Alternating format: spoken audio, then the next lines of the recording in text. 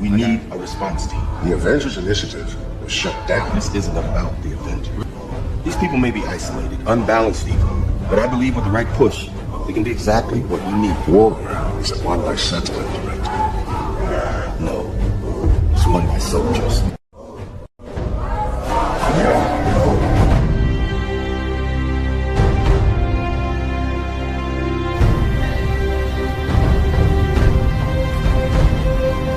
Right now, every single one of you out there, have a chance to be a part of the greatest organization the NFL has ever seen. The Dallas Cowboys. And you are fans of a championship football team. And what do? You blog.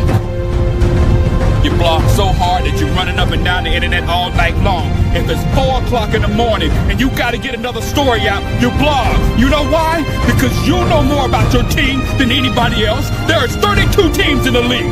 32 teams. You expect them to know every team like you know yours? Wait, they don't. They don't.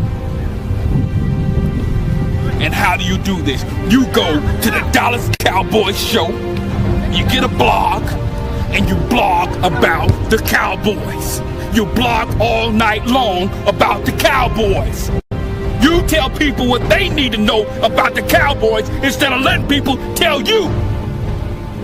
That's what you did all last year. No more.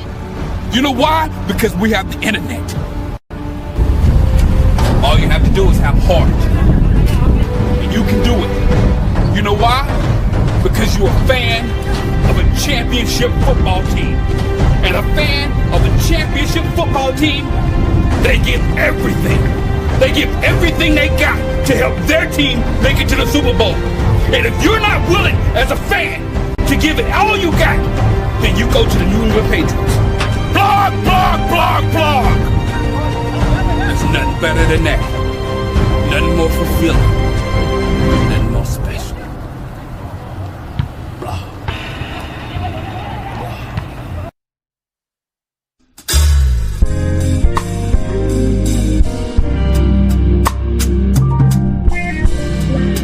Yeah, buddy. What it do, man? It's your boy, Henny the Moore, reporting live from the liquor store, man. And, man, I am not alone. Hey, listen, the Reed Street Demon has interceded again. So I had to combine my powers with the Super Friends, man, and come in here and make this show happen, man. So the trap in the liquor store was defeated. But, you know, Lou Takes and Boss Cowboys pulled up, man, and we done spunt on the monster. So we Gucci now. We done saved the day. The show will go on. Content will be given to the people. We here for y'all in your times of need, man. We stepping out of the darkness, shining like a diamond. Hey, we in here, man. So salute to everybody. Salute the DC Universe. Salute the boss, Lou, my brother Lan, big cousin Wes. I know he out there somewhere making plays. And, hey, we in here, man. So salute to everybody. Salute. What's up, man? Yes, indeed. Yes, sir. So, boss, I'm not gonna hold you. There's a lot of stuff to talk about this morning because I don't know if you've seen the documentary or not. Because they did the documentary yesterday called "The Pick Is In," and it just went behind the scenes of how these folks was moving during the draft. It showed the Cowboys, it showed some different teams. You know, it did show when we were on the clock for Howie now. You know what I'm saying? We ended up making the call. We wanted them to call us at first because we just felt they were gonna call. They were scared of, they not really scared, they wanted a better price on it. But we went ahead and called anyway when we seen the phone didn't ring. And that's how they they worked it out. Like they ain't calling shit. I'm calling right now. Thank God, because you know they'll screw that up. They'll screw that up. We would have almost, you know what would have happened? We would have drafted Kelvin Faulk. That's what would have happened. Oh, he was never on the board. Oh, he was gone before? No, they had their mind. There's a bunch of shit that we got to get into, bro. Cause they pretty it revealed a lot, huh? Yeah, it revealed a lot. Like, and compared to the options that they were doing, because I know we were mad that they passed on Chris Johnson. Chris Johnson wasn't even on their fucking radar. They had to narrow down to 2 players, but that's looking into the future. You know, we'll talk about that when that shit comes up. You know, but It did. Yeah, they were talking about C.J. Allen, who ended up going 53rd overall to the Colts. That's who they were targeting. It was either going to be Malachi Lawrence or C.J. Allen there. You know, so but yeah, there's a lot to get into that. So that's insane. They were talking. I mean, they were talking C.J. Allen over Anthony Hill. They were taking C.J. Allen over a bunch of people. Bro, I'm not gonna like. I'm tired of people who trust the coaches. That's a boneheaded decision right there. Say that right now. Well, I'm glad it didn't happen, man. See, and Wes always say this, man, and we see this in our history, man. You know, he say God is a Cowboys fan. Hey, Wes be coming up some real stuff, bro, because we get so lucky, bro. And so it's you know, I love the behind the scenes because it shows a lot, and I want to get into it. I didn't prepare this show, so I don't want to steal the thunder of him. Nah, and everybody that prepared it. Because see, the information is the information. If you feel the need to guide the ship, we'll just talk through the shit, man. Dog. So like, it's so much that I got from that in terms of luck that went our way. But then this goes to when you see them talking about and playing these games of let's wait on the phone to ring. Mm-hmm. It's like, yeah, I get your theory, right? That you get more leverage, but that deal for the 2-4 got done because you called. And it's like you got Pickens because you called. You know, it's like I just want Dallas to get off of that stuff that and just they almost play like that woman or that man that play hard to get, bro. You know you like her, just go ahead and shoot your shot, you know? Mm-hmm. The part of it they missing though is I don't know if y'all ever been in some of them big cities, maybe like Atlanta or, you know, maybe Miami or something. It be certain hustles that be on the street. And they got some good shit. Ain't no telling what it is. They might have some glasses, some jewelry, anything they might be trying to sell you. They not going to sit up there and just let you pass. They going to pitch. A salesman has a pitch. That's right. So even if you got a good product, you say, hey, y'all, I got this 20 overall pick going. And you start auctioning off to get the best deal. You don't just sit around with the 20th pick and say, hey, maybe somebody will buy it. They know I got it. No, you put it on display. You say, hey, this could be you right here. That player that you want, this could be you. So that was a good thing that they finally called and actually executed. You got to have a piece to get the best sale. Mouse an ex-salesman, so he know I ain't lying. You got I'm a current salesman. Well, yeah. You see what I'm saying? You got a pitch, right? That hat stay on. I know that's right. But yo, oh yeah. Keep talking though, you cooking. Yeah, I'm just saying you gotta have a pitch to start off trying to sell something. And if you know it's for sale and you ain't approaching nobody, that's an L for you. So I'm glad that light bulbs finally sparked inside the minds of the Joneses so they can get this done, man. Because that was a great move, actually. That was the best case scenario for us to get the player we want with the first pick and then flip the 20th pick, 2 more fourths, and get the player that we wanted. That was genius. I agree. But I also want to say this in regards to that. They were already hell-bent on edge by then. The only way that C.J. Allen was getting picked, because I know that name came up, was if they got wiped out of the edge. And Malachi Lawrence was the edge that they ended up pinpointing and that they wanted. You know what I'm saying? Because they felt good about picking Malachi at 20. They like Malachi at 20 was fine, but then they got the opportunity when they had the phone call with Philly to get some extra picks and then move back because they felt like the board would fall in such a way that he would still be there at 23. You see what I'm saying? Because they knew there were some other teams at the back end of the draft that wanted edge, but they didn't feel like the next couple of teams drafting right behind them were going to get one. And they were correct. No other edge were drafted in between when we traded back. You know, when Philly came up until the next couple of teams, nobody else took an edge. We were the next team that took an edge, so they were correct in their calculation. But I do want to get y'all thought process on this. You know, do you feel like they really loved Malachi like that? Do you feel like they just forced edge so they could 7 years slave a nigga? Do you feel like what's your thought process behind their thought process? I should say they forced it. Yeah. They forced it, and they forced it. Like if you read what they saying, like the pass rusher can be a difference maker. That's my point. So it's like that totally contradicts our research. So like our research says, and we went back and showed that the average first rounder year one go get you about 4 sacks, and we went back and looked at about 60 of them. So my only question would be, when they have these conversations in the war room, or they talking about just this moment or the projection of the player itself? And that's the only question. I think it's this moment, because that's what they always do. And we're not saying Malachi not a good player. We're not saying he won't be a good player, but we saying that in terms of instant impact, it's not gonna happen. Because they said the same thing with Tristan Hill. They said the exact same thing with Mozzie. They said that this gonna help us now. So when I look at the context of their conversation, it's like they keep going outside of known history, and it also makes it to me known that they likely feel like they got everything that they need at the edge, when I really don't feel like they do to contend now. So it's now maybe, you know, you're 3, yes, but now they believe in him and they wanted him over a lot of edge rushers. So we're not saying he wasn't their guy, but when I look at the pass rusher can be a difference maker. Okay, to me, they thinking now, bro. If you're saying now, I agree that's far-fetched. But you know, if you're saying like, hey, I'm selling them on a 5-year plan for this player, you know, to do X, Y, and Z, and you know, bet on traits and stuff like that, I can understand that. Absolutely. But if you're 1,000% correct, like nobody believes most of these edge rushers are going to come into the league and do much year one. Yeah. The guy that was highly touted last year had 4.5 sacks. It was somebody that nobody expected to end up with 10. You know what I'm saying? And he was even the first edge drafted by his own team. They had drafted another edge earlier that only had like 4 or 5 sacks that year. Yeah. He was drafted 27.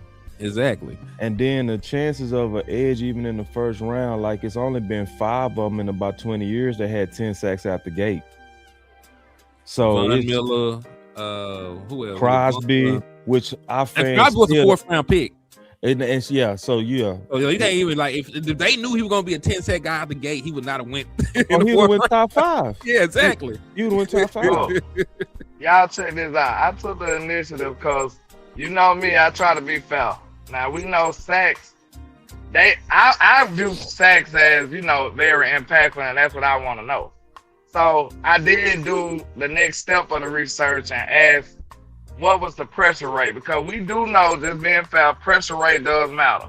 It helps the defense in a magnitude of ways. So we know that. So let's see.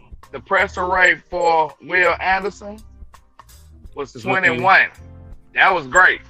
It was high. You know what I'm saying? That's the highest we done seen in like the last 15 years.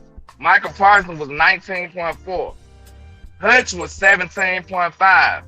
And Abdul Carter was like 12 to 17%, they said. So, like, even though they said the average rookie would be like 13 to 18%.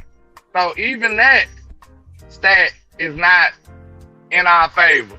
It don't look good. You know what I'm saying? They don't even expect the rookies to have that great of a pass rush or pressure rate coming out. So, that's not even good. So I was just trying to, you know, be level. And it still took an L as far as these rookie pass rushers, man. I thought you was going to say something, bro. I swear. Hell no. I'm just trying to be fair, and it's still wrong. Yeah. And I still couldn't find no positivity in year one. Nah. Hell no. Year one, if God bless him and give him some holy water or something, he might be some. But, you know, it don't usually happen. It don't usually happen. Our best saving grace is BT Jordan, y'all.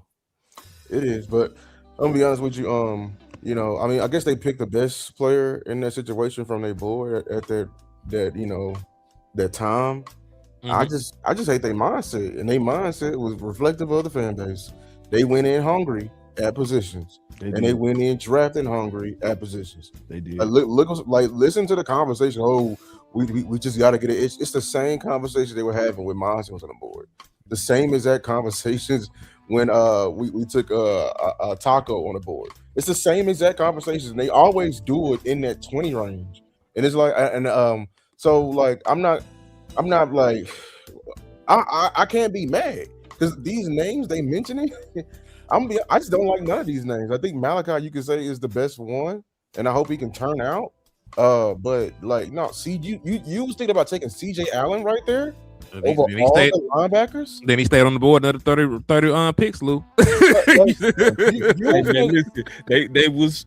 You finna reach with with a 7-footer wingspan, man. You finna reach with Mr. Fantastic. They got powers to reach. They was finna hit the wimpy reach on that ass. They slam reach. God, dog, you finna reach all the way, man. God, dog. So like, reaching. I think was what louder enough with him. Chris Johnson wasn't on the board. Crazy. That mean y'all really. No, Shawty, you was really believing what you was saying, huh? You really think Deron Bland is a lockdown on one? I guess he just primed Deion Sanders in the flesh. We're gonna touch on that too, because I hate that, bro. That corner never made it to the board. Hey, never. I hate he even fixed his mouth to say something like that, bro. Real talk. But he did though. And you but that's y'all coach though. That's y'all coach, not mine. You co-signed the first. Man, go ahead.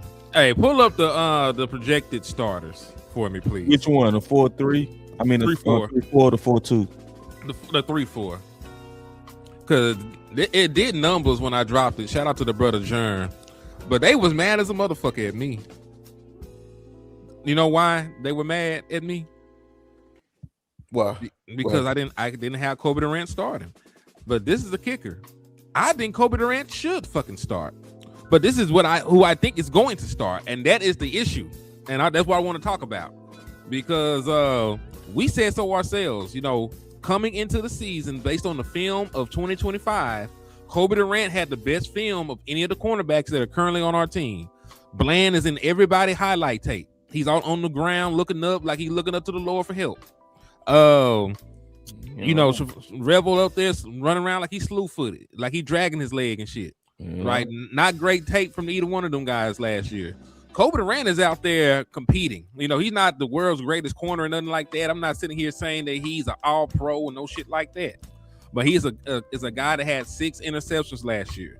3 of them coming in the postseason. He's a guy that started on a team that made it to an NFC championship game. He's checked, the best wide receivers that they had to offer, right? Consistently, scrappy, undersized, but still fighting, utilizing his athleticism.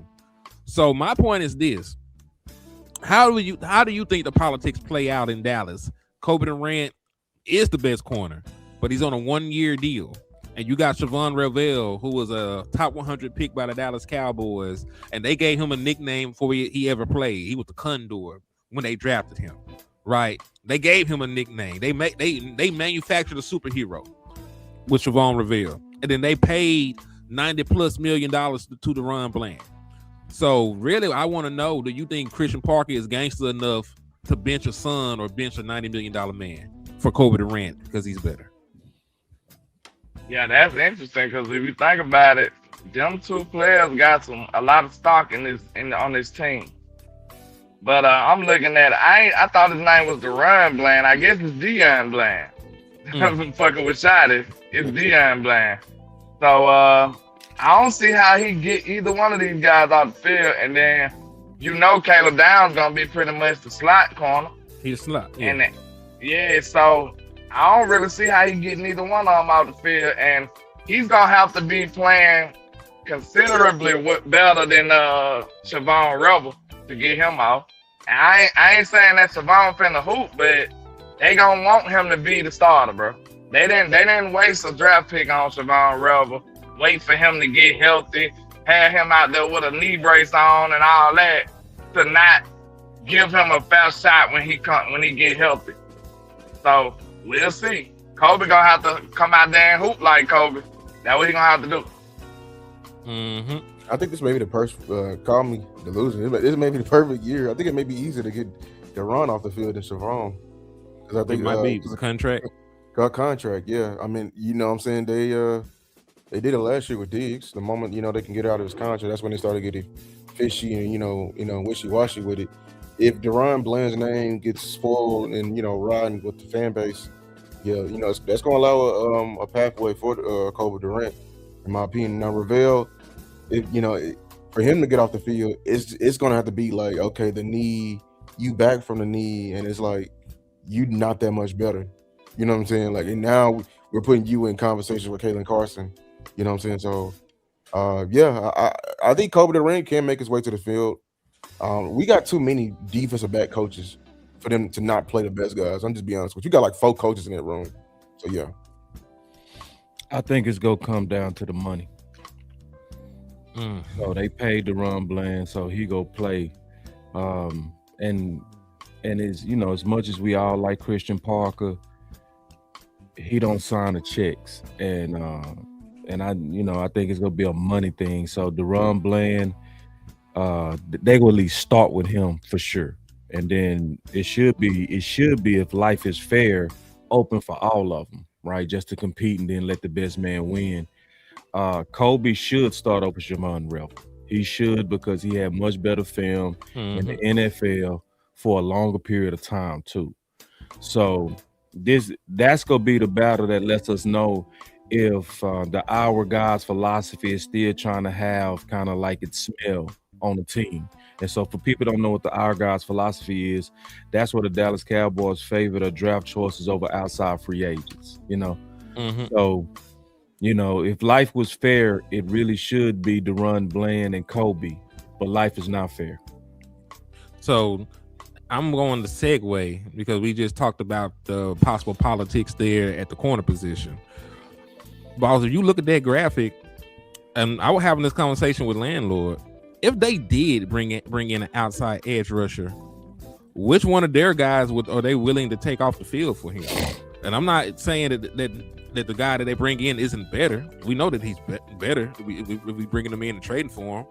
But just think about what they have invested at edge right now. They went and they traded for Rashawn Gary, and they guaranteed his money. Remember, he had no guaranteed money. They went and cashed him out. He is somebody that's going to be forever indebted to the Dallas Cowboys at this point. You know what I'm saying? He'll beat the hell out of somebody right now about Jared Jones. I'm finna watch what I say because Rashawn Gary, a big ass nigga. Donovan Izaraku was just drafted by the Dallas Cowboys with a 2nd round pick last year. They had the weight of the world on this man's shoulders and all the expectations. And then they just went and spent a 1st round pick on Malachi Lawrence. So my question is, with what they have invested in the edge room, who do you think would be the odd man out, in that situation? Or if they even thinking like that? Unfortunately, I'm gonna tell y'all right now, we not getting no vet. If we do, we might get a bottom, the lower end of the vet. Somebody who won't stop the process, because whether we wanted to or not, we are in a youth movement that age look like, and that's not what I wanted, but it looked like that's what the Cowboys wanted. Because if you think about how much they got invested in and the direction they went in, man, he indeed is like a process of elimination. It's hard to figure out who the hell gonna come out the field for anybody else.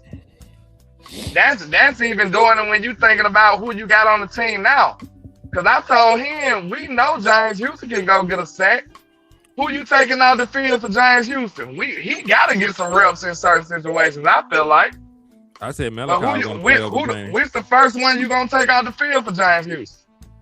Is it going to be Gary or is it going to be Izaraku? I said Malachi. Then you got to think about Sam Williams and shit. So it just go on down the line. Well, if James used to come on the field, he come in NASCAR packages, and I'm taking all non-pass rushers off the field. So, people gonna hate me, but I don't care what nobody say in the stats say. Rashawn Gary is not a pass rusher, so he coming off the field for James Houston. I mean, I said hell yeah. I'm just being honest with you. I don't care how many sacks he had. We watched those sacks. All those sacks was cleanups, bro. Because somebody else caused the impact. Look, we're not talking football right now. We're talking politics. We're talking friendships. We're talking friends. But you asked who coming off the field though. Yeah, I'm sorry. Yeah, but I wasn't. We already said like in obvious passing situations, I would take Rashawn Gary off. Okay. Like we talk about what we know what we would do. We're talking about what the Dallas Cowboys are going to do.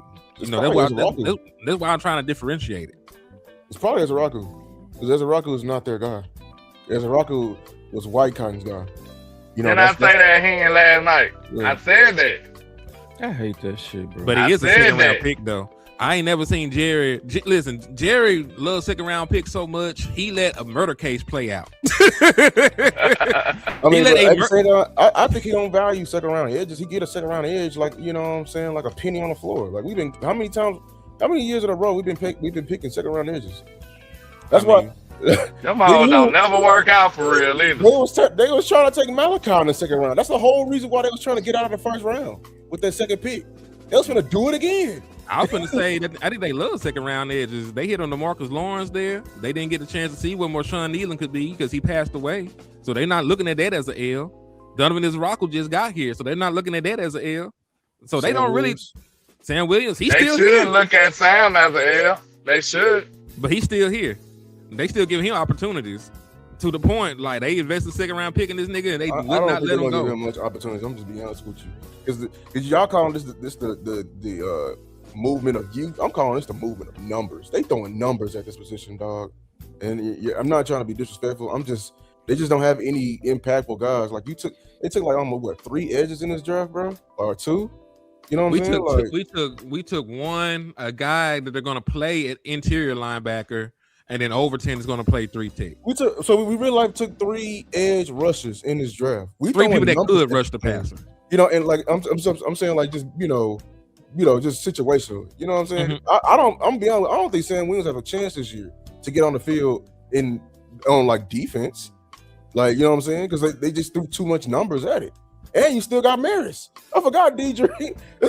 This is making me more and more indecisive on Maris. I told y'all. Because they brought in Barham. Yeah, they got him at Mike right now, but guess what else position he can play? He can play edge. Yep. Exactly. You know what I'm saying? So I just really think this is they're just trying to do the committee approach, which we were crying for as a fan base. Yep. But they're not doing it correctly like the other teams do.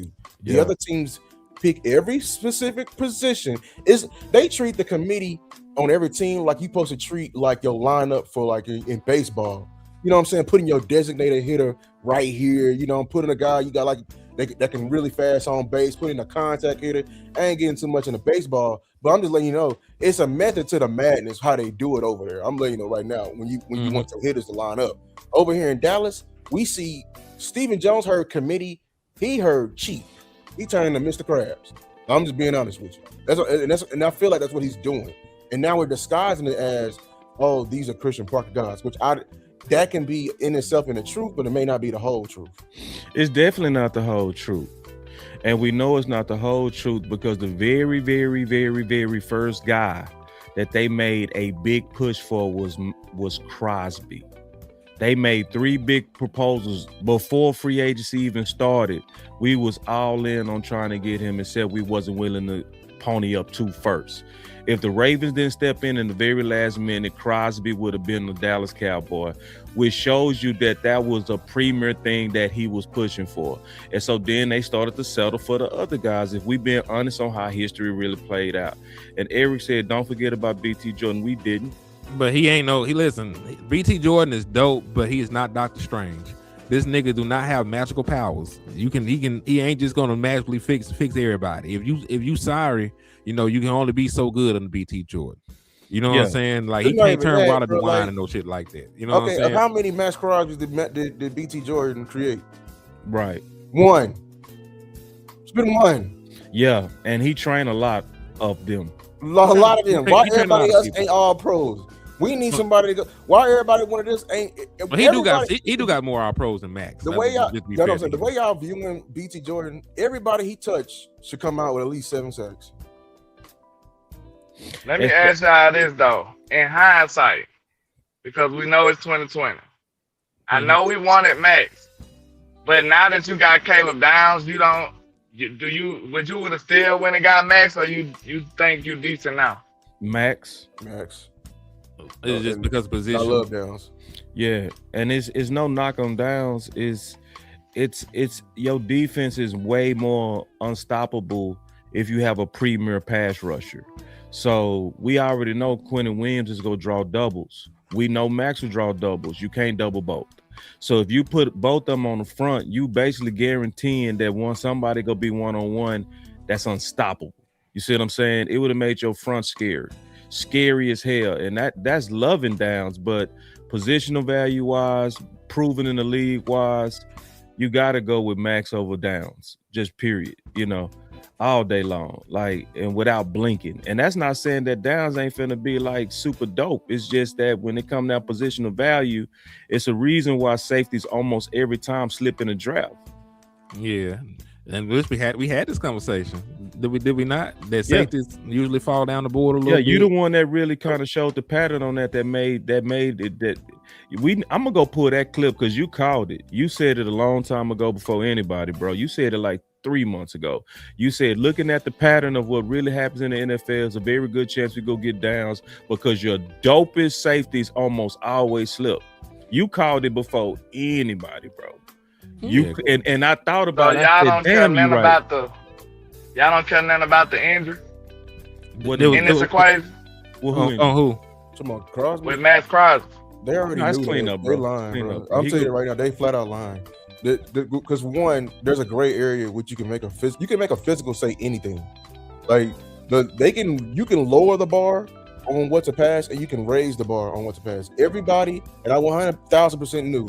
All 30 teams knew the full injury extent of Max Crosby before that Ravens physical. I'm being 100,000% with you.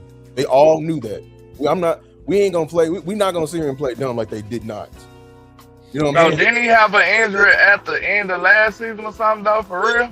No, he had surgery. He didn't have season injury surgery. They tapped him on the shoulder. They had to tell him to sit down. Yeah, they told him to sit down. Hey, morning. Good morning. Theoretically, what they saying is he could have played through it and had it cleaned up in the off season. Right. They were saying it was like he needed a cleanup procedure, but he was saying it wasn't like no shit that should have actually shut him down. That's why he was mad.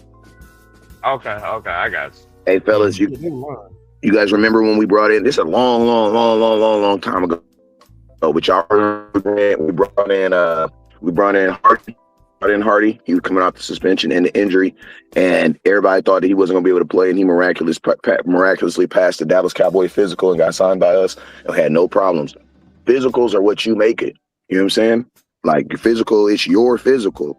Like, if Boss Cowboy said that he has a physical, he has requirements for you to be on his show, like, his requirements, his physical might be different than Law Nation's physical. Law Nation might be like, oh, your diabetes count got to be under by 3.2%. Boss Cowboy might be like, man, I ain't tripping if you diabetes, as long as your background, as long as you ain't got no high cholesterol. You know what I'm saying? Everybody has their own standard, what they care about. But and Greg to your Hardy point, was supposed to have been hurt when we signed him. And to your point, not to even cut you off, Randy Moss said they patted him down when he did his physical. Said, "All right, you're good." when the Patriots traded for him, Randy Moss said they patted him down. Said, "All right, you good, man." See, That's showing you like it depends on who you is, goddamn. Yeah. Oh, pass a physical. And how bad they want. And then it depends. And then, fellas, can I ask you a question? Looking back on it, because hindsight, my daddy always say hindsight is 20/20. Do it really seem like the Ravens wanted him to pass that physical? No, they was no. That's why I think they should have. Yeah, they backed. What really happened with the Ravens is they backed out the deal. That's what really happened. Remorse. That's what happened. Yeah. Yeah, because think about this. Why didn't they try to amend it? Why didn't they try to amend it, make it better, or do something to make him pass it? They got cold feet, man. No, they held. That was the real result. On the market hostage. That's what they did. That's why they should have got punished.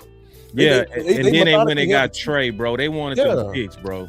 They held them both hostage. They should have got punished, bro. I found they did what's crazy is the Ravens did exactly what me and Landlord said you should do. You should go and get Trey Henderson and keep both your picks. Yep, exactly. The Dallas Cowboys just yellow belly though, but they didn't do anything. That's what we wanted to do. The Dallas Cowboys didn't do anything that anybody wanted. Hold on, real quick. Nigel with the 5P said, "Do y'all think Sam will make the 53 come week 1?" I don't know no more. I think he will. I mean, special teams. I mean, he positioned. If anybody positioned for the biggest explosion, is him.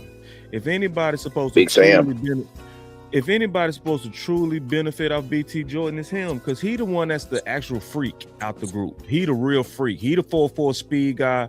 He about 3 years off of that ACL at this point. Like if anybody should just break out and shock the goddamn world, it should be Sam Williams. Supposed to be. Because he was agree. the dude that actually had the production also coming out too. He was a 10, 11 sack guy. You like in year 3, year 4, this your time. This is your time. I'm not over here looking at Easy and all them and Malachi. That's a fucking pipe dream. Year 5, actually. This is gonna be the 5th year of Sam. Yeah, it's his time, bro. And then I'm keeping room for him to be the breakout guy to shock everybody, because with Eberflus, most of them dudes took a reduction in their pass rush. Most of them dudes just turned to bull rush guys. Yeah, most of, like it's like all y'all all became bull rushers. Is that White Cotton or Eberflus? That's what I'm saying. Was it White Cotton and Eberflus? Because Easy, you put up your whole bag. Damn, like we know you had a bag. Yeah, you left your whole bag at the crib. Like, damn. So it's like, will we really get unleashed with, like, Sam Williams could shock the world. Like, it's a very possibility of that based on where he is in his career. Will he get the opportunity? No, I don't think they want him to have the opportunity. We flooded that room. You take it. You know, with Edge, you take your opportunity, bro. The film go show it. Like I'm saying if they hedging their bets, he is not the person they want to take off. This is be real. Yeah. It's kind of a catch-22 though, because we know Steve and them is cheap, so they might love to see a cheap player that they paying just take off. Oh, he on a 1-year deal. He on a 1-year deal. That means if he take off, you have to pay him next year. If one of these guys is already under contract or on a rookie deal takes off, you got 3, 4, 5 years of cheap ass labor. Let's be real. Rashawn Gary take off. Rashawn Gary contract ain't shit no more. You know what I'm saying? If Malachi Lawrence take off, he the 7-year slave nigga. You know, if Easy take off, you got 2 more years of cheap labor out there. Boy. You already know the Jones signed that contract with Sam Williams. Like, listen, we looking out for you. Look out if for you us. happen to blow up, this year, you better come spin back and give us a discount. Yeah. Because this was a scratch my back, I scratch yours type contract. Sam ain't really do nothing to stay on this thing. Yeah, I'm gonna leave us if he go off. I'm gonna tell you that right now.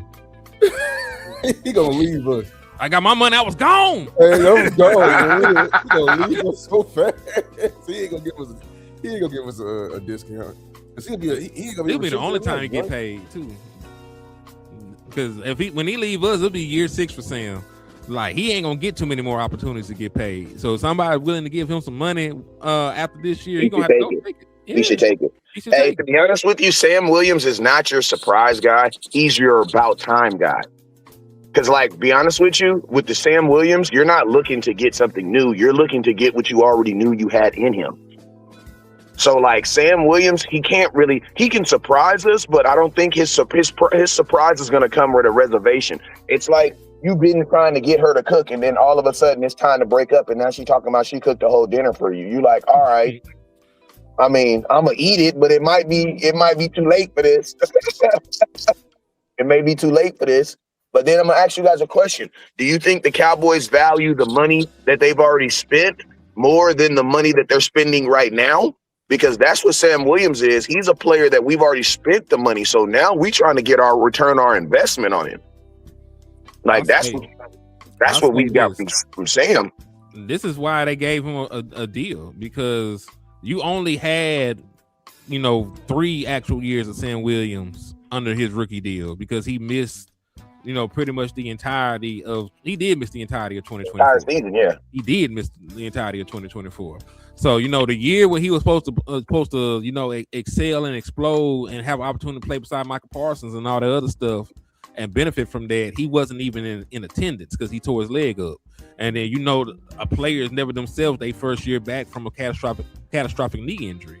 So they did want to put him on a 1-year deal to see if there was anything there. But to your point, he was all SEC pass rusher. He was a double-digit sack guy coming out of Ole Miss. He played the best tackles. Like you said, he is the athletic anomaly. He has Malachi Lawrence's size, and he's faster.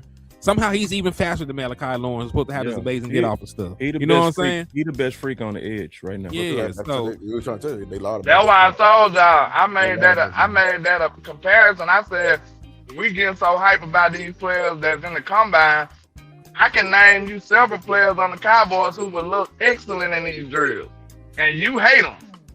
Sam Williams was one of them. Sam Williams is one. Damone Clark would have looked excellent in them drills. So you got to think about it. You can't take them drills as law. You got to take them drills with a grain of salt, man. What do you think Sam Williams can do this year to price his way out of Dallas? Just 10 sacks and he's gone? Flat number? 8 to 10 and he gone. 8 to 10? No, we might pay him too. No. 8 to 10? Yeah. Damn, I think he's gonna get because we thinking Malachi gonna get 5 or 8. So Sam would. Hell no. We saying Malachi gonna get 3 to 3. No, I'm saying not 5 to 8. I'm just saying 3 to 5. We're gonna get 3 to 5. So Sam, I would think Sam would get 5 to 8 sacks. That's what I'm saying. 2 to 3. Damn, you think we already gave him the BT Jordan tax. We gave him the BT Jordan tax. So we gave him extra. If I give him BT Jordan tax, 5%, maybe 4 or 5 that you looked into. He gonna likely get hemmed up. I'm just being honest with you, bro. So y'all think our rookie will have a better rookie season than Abdul Carter? No. It's hard to say. They ain't do something. It's also gonna be dependent on what Christian Parker does. If it's just gonna be strictly the 4-man rush, cool. If they set line games up, if they're doing more stunts, if they're blitzing, bringing extra pressure, overloading sides, playing games like that, then he might be able to do a little bit more. We started last year. Man, we started with some weak ass niggas last year. I best hope it's simulated pressures. I'm being honest with you. Stu only had 4 sacks. That's why I was thinking Malachi, he might be able to do as good or even a little bit better than he only had 4 sacks. My boy say 7 sacks or more. Ooh, for who? Malachi? You talking about Sam? Listen, Sam. It depends. Let me know, because I got an answer for both of them. If Malachi Lawrence gets 7 sacks, he defensive rookie of the year. Facts. And listen, nigga, yes. You know good and well. When the last time a safety won defensive rookie of the year? But he gonna be able to do a specular pattern. Yeah, like if Caleb Downs get 1 touchdown, bro, he's gonna be God next year, bro. If he gets one, but he don't get interceptions either though. So he had to turn the ball over in order to do that. Yeah, he gonna blow your head off. He might get some sacks. Sure tackler guy, go be kind of quick. Downs didn't get his hands on the ball in college. No. He what he did, he was just everywhere. Yeah, he'll cover your ass. He won't get he do it. He did everything. He coached. He got water. He gonna be in the right place. Boys gonna be lined up right, and they gonna be assignment sound. Yeah. He gonna be hard. He gonna be gangster. But we talk about defensive player of the year. It's the splash plays that get you the defensive rookie of the year. It's splash plays. Sacks, touchdown, I actually think he'll get his hands on the ball a little more. With the disguises that Christian Parker gonna do. Yeah, I actually do. I'm a little bullish on that part of it. Yeah, I think Caleb Downs is gonna have the ball in his hands too, man. He's just he's too explosive not to find a way to get the ball in his hands. I don't think that's. Do y'all mind? We don't mind him running punts?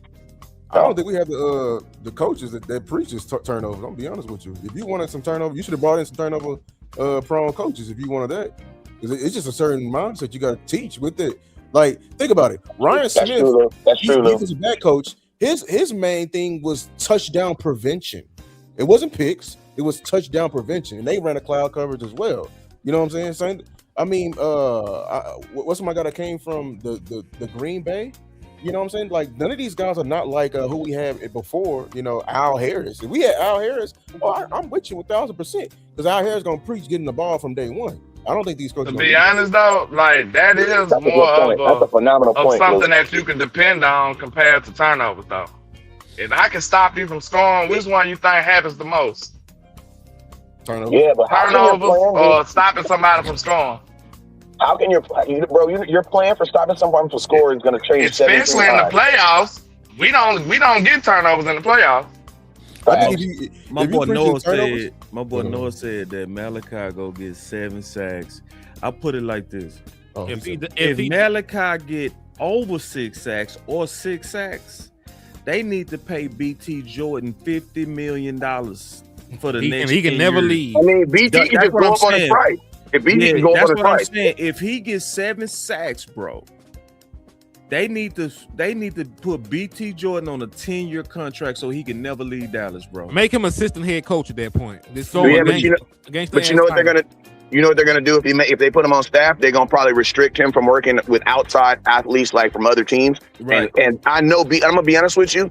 I know BT Jordan probably makes way more money in the independent because independently he can make whatever these players want to charge him. Yes, and bro, right. if you get a player and you turn him into a all pro, bro, that's $1 million. That's $1 million deal contract. Oh, yeah, no, I'll keep my independence them on trainers go have to pay you like $500,000. Like I know Real Truth is getting paid because he got dudes in the real NFL, like the real NFL. Yeah, them top trainers.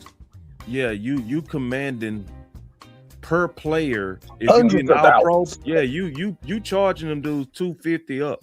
Yes, hundreds of Like thousands. Duke is hitting balls upside the head. I promise you. I was just gonna say, folks were Duke talking about Mayweather? Bruh, for sure. folks was like, From why Lane dude don't, Johnson, why wow. the Cowboys don't sign Duke, man? Because he make too much money. That's Right. He right. make way Duke too what- much money. Yes, Duke probably makes I'm not trying to over exaggerate, but he's probably making DC coordinator money right now and doing whatever he wants to do, Yeah, working his own schedule. that's how it go. He got some top like left. His tap y'all. Everybody on This- the Cowboys. No, They this- can only really these- bring in top trainers as consultants, bro. These Yeah, trainers. And think are- about this. That's why you know the Cowboys can't afford them because the Cowboys can only hire them as consultants. That's No, right. that's what I'm saying. These trainers, they coach in premier positions as well, y'all. Like, like BT Jordan is coaching tackles. You know what I'm saying? Like Lane Wow. Johnson, they gonna give him that bag. So I hope y'all right, bro. But like they look like they bet on committee. And when somebody asked on the internet, who do you think the Dallas Cowboys are going to be? We're going to be the Panthers. Oh, exactly. Oh, One thing. Oh. We built just like We I'm, built just like I'm that. doing Oh, a yeah, show come out of today. come out of nowhere and be successful. No, Start no, off no, kinda slow. no. We go I'm have talking about everything defense. but the pass rush, just like the Yeah. Panthers. Like they dope everywhere but pass rush. They built exactly like us. They got Brown in the middle, like we got Quinn in the middle, right? They got dope corners. They got a dope safety. We ain't got no corners though. Yeah, but I think our corners gonna be okay. Man, we got a lockdown. Stephen Jones said that he saw Deron You got Bland that lock the whole side down, so y'all need to stop hating. I don't know what fight- He got to send me that film. I didn't see that. That must have been one of those. Nah, special- bro, that's that private Limited- stuff. That's that private stuff. That That's must have been one of them Yeah, limited Bland. practices. He said, that's that Jerry Fowl stuff. That's that Jerry Fowl stuff. Jerry Fowle is crazy. Yeah, get the Epstein file. We got the Jerry Fowls. Mm-mm. We got We may not have corners. We got better safeties than them for sure. Yeah, we got better safeties, better nickel. Hey, Henny, do you know when who was the last rookie the defensive end to have like 7 sacks? Because it don't really sound like. Well, Mike, what did he have his rookie? But he wasn't considered he was really considered a linebacker his rookie year, right? They moved him to outside linebackers. He was an edge. How many did he get? Last year, James It was, Pierce had James 10 and a half sacks. That's a But he- rookie. I got Yeah. a list. I got a list of all of it. Let me pull it. He got a first step. And we got And he didn't win defensive player of the I'm letting you know that right now. That's not a good sign. And he was the defensive rookie of the year with 10 sacks. Who won defensive rookie of the year last year? Did James Pierce win it? I think he did. He should have. Yeah, I think he did. That should have won him already. 10 sacks as a rookie. And he won. Every down rusher. That boy was on third. He was at the James Houston of the Atlanta Falcons. Damn, Atlanta got him. And now you got to look at them sacks too. It always go down to looking at this shit too. He was Atlanta getting got through speed. Yeah, speed. It might be speed, luck. You know what I'm saying? That's some like shit. Because I remember I looked at Randy Gregory and I compared it to Armstrong. They were totally different, but with the same amount. Yeah, that's why I don't ever go by numbers. Yeah, numbers don't ever numbers tell will it fool you. Yeah, like that's why. All right, so I'm gonna just read you the top rookie sack getters in history by year. The freak Curse got 14 and a half in 1999. Alden Smith had 14 in 2011. Michael Parsons had the third most ever with 13 sacks in 2021. Dwight Freeney had 13 in 2002. You notice how spaced out this shit is? I just want to throw that out there. Exactly. Like every 4 years. Randy White had 13 in 1985. Rice Man, that been had in the 12 and 80s. a half in 1996. O'Neal had 12 and a half in 1986. Jesus. Bradley Chubb, first round pick, had 12 sacks in 2018. T. Sizzle had 12 sacks in 2003. Julius Peppers had 12 sacks in 2002. Von Miller had 11 and a half sacks in 2011. Charles Haley had 12 sacks in 1986. What round was he drafted? Charles, let me go see Charles. Salute Hey, to you know what- 864 you know what I'm noticing Cowboy here? too. You know what What's I'm that? noticing, Hennessy? A lot of these dudes that you naming, they just didn't have good rookie years. They had careers, bro. They built off them. Exactly, bro. Them Like when dudes you built get off that. one, because I was debating somebody on the space and they were just talking about edges don't win Super Bowls. It's like, come on, man. It's like, no, edges is like quarterbacks, bro. First of all, they're rare. You know what I'm saying? So it's hard for them to actually leave even bad situations. Like Myles Garrett is gonna be stuck at the Browns because they're not gonna let him go. But Like, he did double back and sign his life away. So I don't be, Yeah. But I'm just And then, saying, you know, and that's then my think about point, this, is they a lot- pay them boys. You feel me?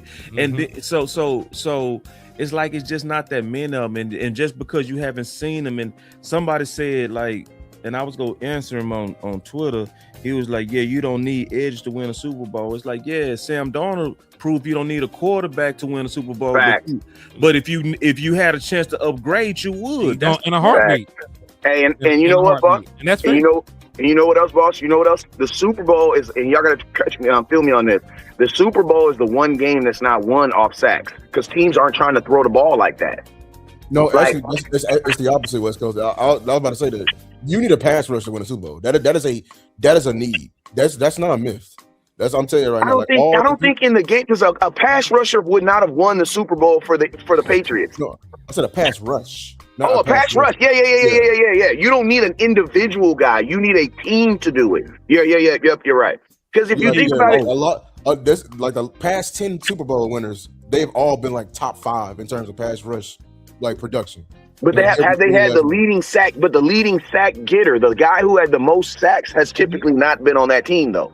Right. Yeah, So that's when they build the dope ass. But like they said, to be fair, you know, now that we're not all fighting against each other, they don't really exist. You know what I'm saying? There's not that many of them niggas to end up on the team. So you gotta find. So listen, when you don't have something, you find a way to live without it. Right. You know, like just because I don't have this, I still gotta win the Super Bowl. I still gotta find a way to sack the quarterback. So they figure out ways to get multiple guys in and do it. And so then, and then we going too far with that because like a lot of times people ignore the fact that Sweat should have been the MVP of the Philly Super Bowl with 4 sacks. He had 4 sacks. And people, it was Jalen Carter. It was not Jalen Carter. It was Sweat. Was going insane. Sweat went crazy. It was. He should have been. And then people act like San Fran ain't supposed to have won a Super Bowl on Kansas City. They only lost because of McCaffrey fumble. If they won, now you have a Bosa that had 20 sacks, and that whole narrative flipped on his head. You feel me? He had 2 and you're right. He had 2.5 sacks. Boss, what about that's a different subject? What about Patrick Mahomes, his first Super Bowl when they had the running back score to put him back in the game? Damian Williams, my boy from Arizona, scored them 2 touchdowns. They turn around and get a Super Bowl MVP to Patrick Mahomes. After he threw 2 interceptions. Actually, Patrick Mahomes lost to the Buccaneers, and the Buccaneers did have the sack leader. I don't know if it was that year, but that was Shaq Barrett. I think was it Shaq Barrett that was on that team? Yeah. He had like 14 and a half that's a one-off. That was the year after. That's the year after his monster sack thing. I looked into it. But Shaq Barrett himself is a great pass rusher, though, to be fair. Like, he going insane. But he was hooping. Yeah, he was hooping. The point is, I don't like the mindset that people are like, well, since we got rid of Michael pass rushes, we don't need a pass rush to win it all. We just need to stop the run. That's the main point. The Dallas Cowboys don't even believe that because the Dallas Cowboys done threw everything they could think of at edge at this point. They done threw a first round pick at it. They threw a second round pick at it. They traded for a nigga. You know what I'm saying? They just haven't dropped their nuts and went and got a superb guy, a superstar. The sad part about it is we actually didn't even get the full maximized usage of Michael for real because we couldn't stop the run while that nigga was out. Exactly. So if we was able to stop the run with Michael Parsons, we would have seen a whole nother level of Michael Parsons. Bro, that's the most disrespectful part where everybody trying to fight us with our narrative because we was crying and telling y'all to go get somebody We was telling y'all the main reason the run sucked is because we had a terrible nose tackle play. Everyone else try to blame safeties, try to blame corners, try to blame edges, and the moment you go get some nose tackles, it's fixed. But now we need pass rush.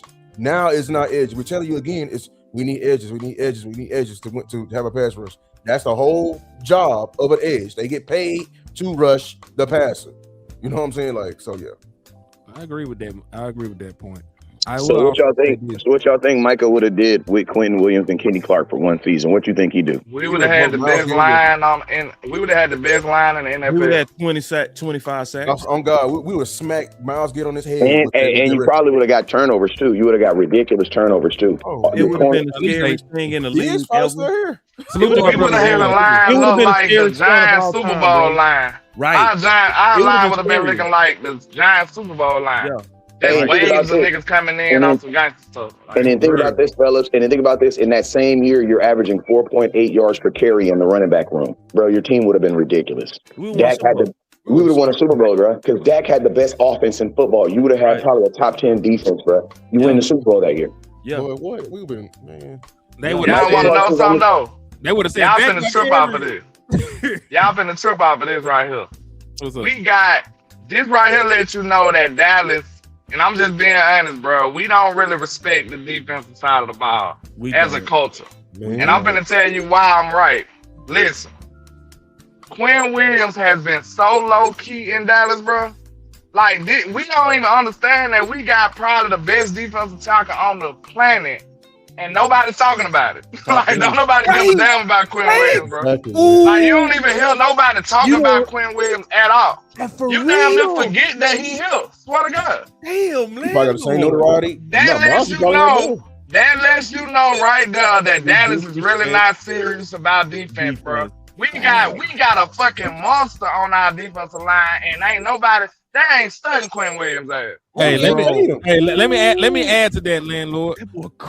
Do y'all remember when they were talking about giving Quinn Williams a contract and that shit dissipated into thin air? Yeah. Shit, nobody gives a damn. There's no uproar about Quinn Williams. It ain't an uproar, but when it's a weapon, hey, they ain't saying shit. Like, hey, you said you gonna pay Quentin. No, I didn't. You right. You didn't say that at all. Anyway, no, I did. George Pickens, no, you did. Yeah, you gonna start noticing Quinn when the games get played. Yeah, that's when you gonna be like, damn, we forgot. Like, you know what I'm saying? You gonna recognize it then, but like right now, ain't nobody studying no damn Quinn Williams. That shit crazy. Oh, real man, damn landlord. Don't give a fuck about that young man. And that man, he might be the best player on your team. He might. Man, he could be. He really could be. We haven't paid him either.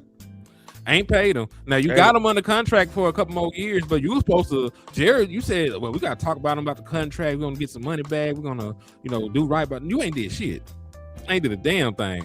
I seen other guys' contract get worked out. I ain't seen Quentin Williams' contract get worked out. You know why? Because you let the market reset. And you know that he ain't going out like no hoe. Like defensive tackle like 30 now. You scared to pay him 30. You should have paid him beforehand and not even had this conversation. But that's really what the holdup is. They wanted to give him an extension, keep the can down the road, but now that extension is $30+ million a year. Yeah, man. Like Kenny Clark, Quentin Williams, and Michael, bro. It would have been gangster. You probably would have still kept Olsen too. Nah. Oh, I'm saying you would have kept Trayvon Diggs. And he would have still been playing good. It show you how backwards we are, though, man. That's why Hen is so right that the biggest problem with the Dallas Cowboys is they run to deals and they hardball their best. That's the problem. They'll go run and go play a Bland, a Ferg. You know what I mean? They'll play them dudes that's. But then with Micah and Pickens, it's. Oh, hey, I'll tell you one that's going to happen that hasn't happened yet, and it's with your rookie star. It's with Caleb Downs. What? They're gonna run to pay him? About the contract. Well, listen, because I actually got this wrong. Do you know that do you know that nickel corners, like the most expensive nickel corner, only making $10 million a year? They're gonna try to pay him as a safety. They're gonna try to pay him as a nickel. Jordan Lewis is the most expensive nickel, and his deal was 3 years, $30 million. The most expensive safety makes $25 million right now. So if you take a guess at how the market goes, there will be a $30 million safety by the time that Caleb Downs is up to get paid. There will not be a $20 million nickel by then. It just won't be. See that? When And they're going to say talking about these. Go ahead. And they're going to say, we play you primarily at nickel. You're a nickel. We're going to give you a nickel contract. That's the thing. They're going to try to get that nigga down the back end. They're going to try to get him down. That's what I was about to say. Like, he ain't a nickel corner though. Start hearing them talking about multiple positions and shit like that. That's really not that great for the player himself. You know what I'm saying? Because now they can say, hey, you a nickel now, and then you a safety. Like, they can switch it up whenever they want to. See, that's why Micah just started saying, nah, nigga, I'm an edge. You remember Micah started gaining weight and everything. He said he took initiative himself. He said, no, I'm not a linebacker. You remember Dan Quinn had to spank him a couple times. He's an edge. He's a linebacker. Micah went and changed his body just to say, hey, I'm an edge now, because the edge market is way better. Micah kind of forced that issue. If you don't do nothing like that, I'd be real suspicious of the Cowboys playing around with you and giving you the low ball on either position. But he's not a nickel corner though. He's a nickel safety. But they pay in general as nickel. We're gonna have to see. Like, I think the biggest domino for Caleb Downs is, I'm saying that the one name is Kyle Hamilton, because he plays the same exact position as him. Kyle Hamilton was paid as a safety. Exactly, but he's going to be the nickels. He is the nickel safety. But he got paid. But I'm saying he's paid as a strong safety for them. Like, you look it up, he's not listed as a nickel. You know what I'm saying? I'm saying the Dallas Cowboys might try to play the game of, because there's a difference in the market of nickel and safety. Baltimore just did right by Kyle Hamilton. I'm saying if they wanted to play the semantics game with him, where he's lined up a majority of the time. Because remember, we're not the only team that went through this. Do you remember? They try to play the semantics. They go try. Do you remember when the they did it? Do you remember when the Saints didn't want to pay old buddy, the tight end they had? He was lined up at wide receiver most of the time, but they tried to pay him as a tight end. What was his name? The big one? The one, not Graham. Shot. Graham. Yeah, it was Graham. It was Jimmy Graham. He played majority of his snaps at wide receiver, and then they try to backdoor and give him tight end. They go play the semantics game. They go try it. They go at least try it. Yeah. Now, I'm not saying it wins out, but if I had a crystal ball, and really, you don't have to be, omniscient or clairvoyant. When a team, when people are predictable, it just seems like you're clairvoyant, because you do a pattern of things so often that just who you are. That's who you are, right? So I wouldn't be shocked if some shit like that happened. Mm-hmm. Now you got a lot of slides up in here, man. We ain't touched some of them. You got running back up in here. You got that. We talked about the 4. We talked about the 3-4, but we didn't talk about the nickel. Pull up the nickel then, because that's that 4-2-5 right there. And really, shout outs to Koye, as he mentioned. They also going to have some penny looks in there, so it'll actually be at some points a 5-1-5, depending on how they want to come lined up. But my question to y'all is this enough? You know what I'm saying? Like, that's really the question I want to throw out there, just looking at the new defense, because we done went through free agency, we done went through the draft. It's getting closer and closer to the final product at this point. Like, they only have 2 open roster spots as we speak, so there's not really even much they could add without taking something else away. So what else do they need to do to make you feel comfortable and trying to compete? It depends on your goals. If your goals is to squeak into the playoffs, we got enough. If your goals is to win a Super Bowl, we don't have enough, because you got a bad formula right now. You don't have a premier pass rusher, or you don't have a real good quality designated pass rusher that you can really stamp. Plus, you don't also have a secure running game. That's a bad formula. You see what I'm saying? That's not a formula that's built to win it all. So You know, we almost built like 2016 Dallas Cowboys, and see the 2016 Cowboys and the 2014 Cowboys is at least built on the running game. So it took a lot of pressure on that bad defense. This defense is going to be better, but it's not. I don't think it's championship ready until you get some type of war daddy in here. You need a Sweat, a Thibodeau. You need a Max Crosby. You need somebody that you know on third downs go win. Well, shit. What about y'all, man? Lou, Lane, what y'all feeling?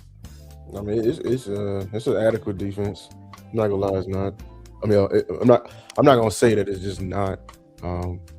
I like what I see. You know, they're gonna have 3 or 4 rushes. You know, they fought me all this time. The linebacker spot looking a lot better. I will say, I don't think D is gonna be the long-term Mike.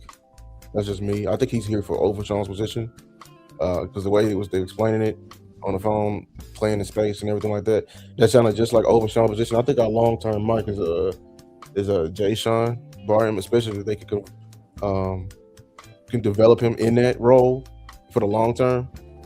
And then the up front, that's the only thing I'm just worried about. I just don't. I'm you know what I'm saying, like, I'm not convinced of Rashawn Gary being the pass rushing threat at all, and I don't view him as just a run stopping guy. I view him as a effort guy. That's it, purely, because that's all he can give you. And then Ezra Raku, it's just the hip build. Other than that, like, I mean, you know, your corners is iffy. I would say the most confident that gives me hope about the season is the safety room and your interior deep tackle room. That's what I'm excited about. I will tell you that. Because I'm actually excited. Because Malik Hooker, now we can keep him as purely the free with some activity, or even like lower down his snap count a bit, because Jalen can play the free sometimes. You know what I'm saying? Like, I'm just really interested to see what our roof gonna be look like, and then our interior. Everywhere else, linebacker play adequate, but everywhere else, man. To be honest with you. Lane, what you talking about? All right, did this nigga not here no more? Okay. Well, shit, we can pull them running backs. He muted he himself. Hold on, let me see. okay. I might have muted him. What was the question again? My fault. Nah, what you feeling about this defense? Like, is this enough? What do you think? How far do you think this defense can get us? The one we're looking at on the screen. I don't trust my corners at all. Yep. Like, not one bit. And like, I know we optimistic about Russell, but I gotta see it first. Like, I ain't like what I saw his rookie year. So, you know, if I can get him to perform to the level that everybody else think he is, because I never saw it in him, just being honest. That's just me. Like, I swear, I never saw it on tape when people was talking about they was in love with him and he was gonna do this and that. I never saw it. So I'm hoping y'all right in that regard. And Land, he better be healthy, because he might have one of them bad foot out the door. So I just don't trust my cornerback play at all, man. I still don't. I'm surprised that not surprised, but I hate that we went for an edge instead of a corner. I feel like corners are more plug and play than an edge is. So I don't know how this is gonna work out. I hope these boys come back and have the season of their life, though. Or Kobe Durant start and we be pretty decent at least. So that's my biggest concern. I'm more concerned about that than I am with pass rush. Yeah, I got some good news too, man, because I said that we go likely mirror the Panthers. The Panthers' total defense was ranked 16 in yards, and then points, they only average about 18 per game. I see us being something like that. I mean, they got better corners than us too, though. They got a J.C. Horn. They got a Mike. They got a Mike Jackson. Yeah, they're locked down. Former Dallas Cowboy Mike Jackson. Former Dallas Cowboy. So is. You know what I'm saying? Yeah. They the only thing. Yeah, we really riding on Parker to really be able to work magic, man. Yeah. See, we don't have the corners and we don't have the pass rush. Like, if you're not gonna have, but they don't have pass rush. But they got corners. That's all. They rank 31st in pass rush. That's what I'm saying. Like, so I'm saying we gonna be right around them. So if they 16, we gonna probably be total 20 or 14. And you right though, the corners, they corners, man. Because Horn, Yeah, if you ain't gonna have no pass rush, at least give me. That's what I'm saying. If you ain't got no pass rush, at least give me. you gotta have some dope corners. You gotta have some super but dope if you ain't got no corner, if you ain't got no pass rush and no corners, this is just a bad, this is a bad gumbo for your pass. So let me ask you, because what are you expecting for Donovan Izaraku this year? I'm not saying that he's going to be a world beater or no shit, but I do believe in player progression and a year 2 jump. So what are your projections for Dono this year? I have no idea because of the hip injury. Jump. That's what messing me up. I would say if he's healthy, we looked at year 2 of edges, it's usually a significant jump. So he only had 2 last year. I can see 6, 7 sacks. All right, so same with the jersey knows. He wears 6, he gonna get 6. I can see that. What about you, Len?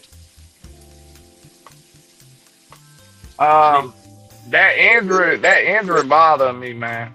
If he had a full off season and we ain't had none of that to worry about, I feel way more optimistic. But with him coming off the injury, it kind of made me a little cautious about him. So and then it's a hip, right? Yeah, he had his labrum and his hip had to be repaired.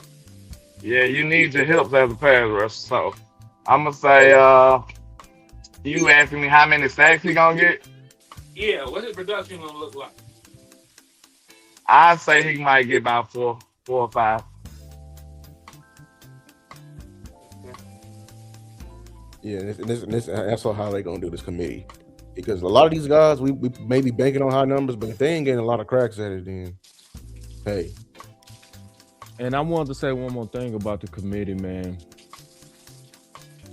Whenever the Dallas Cowboys do a committee, they usually over-leaning on the coaching, So when they tried to do committee at receiver, that's the same thing they was thinking is where we go get these guys and we go beat boys with timing.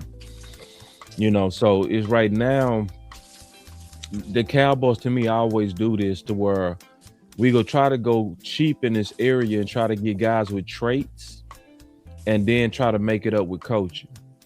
It kind of would make sense to attempt, because you did put a lot of kind of top 90 guys in your operation, though. You see what I'm saying? So, rest in peace, Nealon was a second rounder, Izaraku second rounder, Sam Williams a second rounder. That's a lot of second round, top 90. Malachi Lawrence is a first. So Sean Gary, former first rounder. So you put a lot. You put a lot of resources. So it's like, if you got the guys with the traits, maybe it work out. We need a surprise. What we need, in my opinion, is a breakout like what happened with Lawrence, bro. If we get a breakout player and I'm talking about DeMarcus Lawrence, people forgot that when we drafted Taco, we was low-key dissing him, saying we need a war daddy. and he was on the team. Like, imagine Jerry saying we need a war daddy and you on the roster. You know what I'm saying? So they was. Let me ask y'all this real quick for the whole panel. This question for the whole panel. Yeah, it's all good. Yeah, they was counting them out. So if we can get, that's why I'm saying Sam Williams, if we can get BT Jordan to take his trace and turn him to an 8 to 10 sack guy, bro, I'ma definitely stand with West Coast that, man, God is a Cowboy fan. Yeah, I was just about to ask, who is the best pass rusher on the team? That's it. Ooh. In terms of rushing the passer? Houston. James Houston. Who is the best pass rusher on the team? Houston. That's it. James Houston. And that's crazy as hell, bro. That show we ain't made up a lot of ground at all in this pass rush. Man, that's a good answer. Listen, think about it. He is not lying. You just threw another first at this shit. You drafted 3 niggas that can rush the passer, and you came into this with James Houston being a bad pass rusher. So you're right. Ain't nothing changed. James Houston is good at what he do, but bro little as hell. Like, if them tackles get a hold to him, bro, he on the ground. He in the dirt. I'm That's why I supposed to said one thing about James Houston. You watch his tape. He got some pretty wins and some ugly ass losses. He's just small, bro. That's why he gotta have spot work. So He gotta you be a still specialist. don't gotta. Yeah, less is more with James. You remember we was asking like, why he ain't getting more reps? Oh, it makes sense. More James Houston is bad for him. Yep. I agree. He definitely got to be that.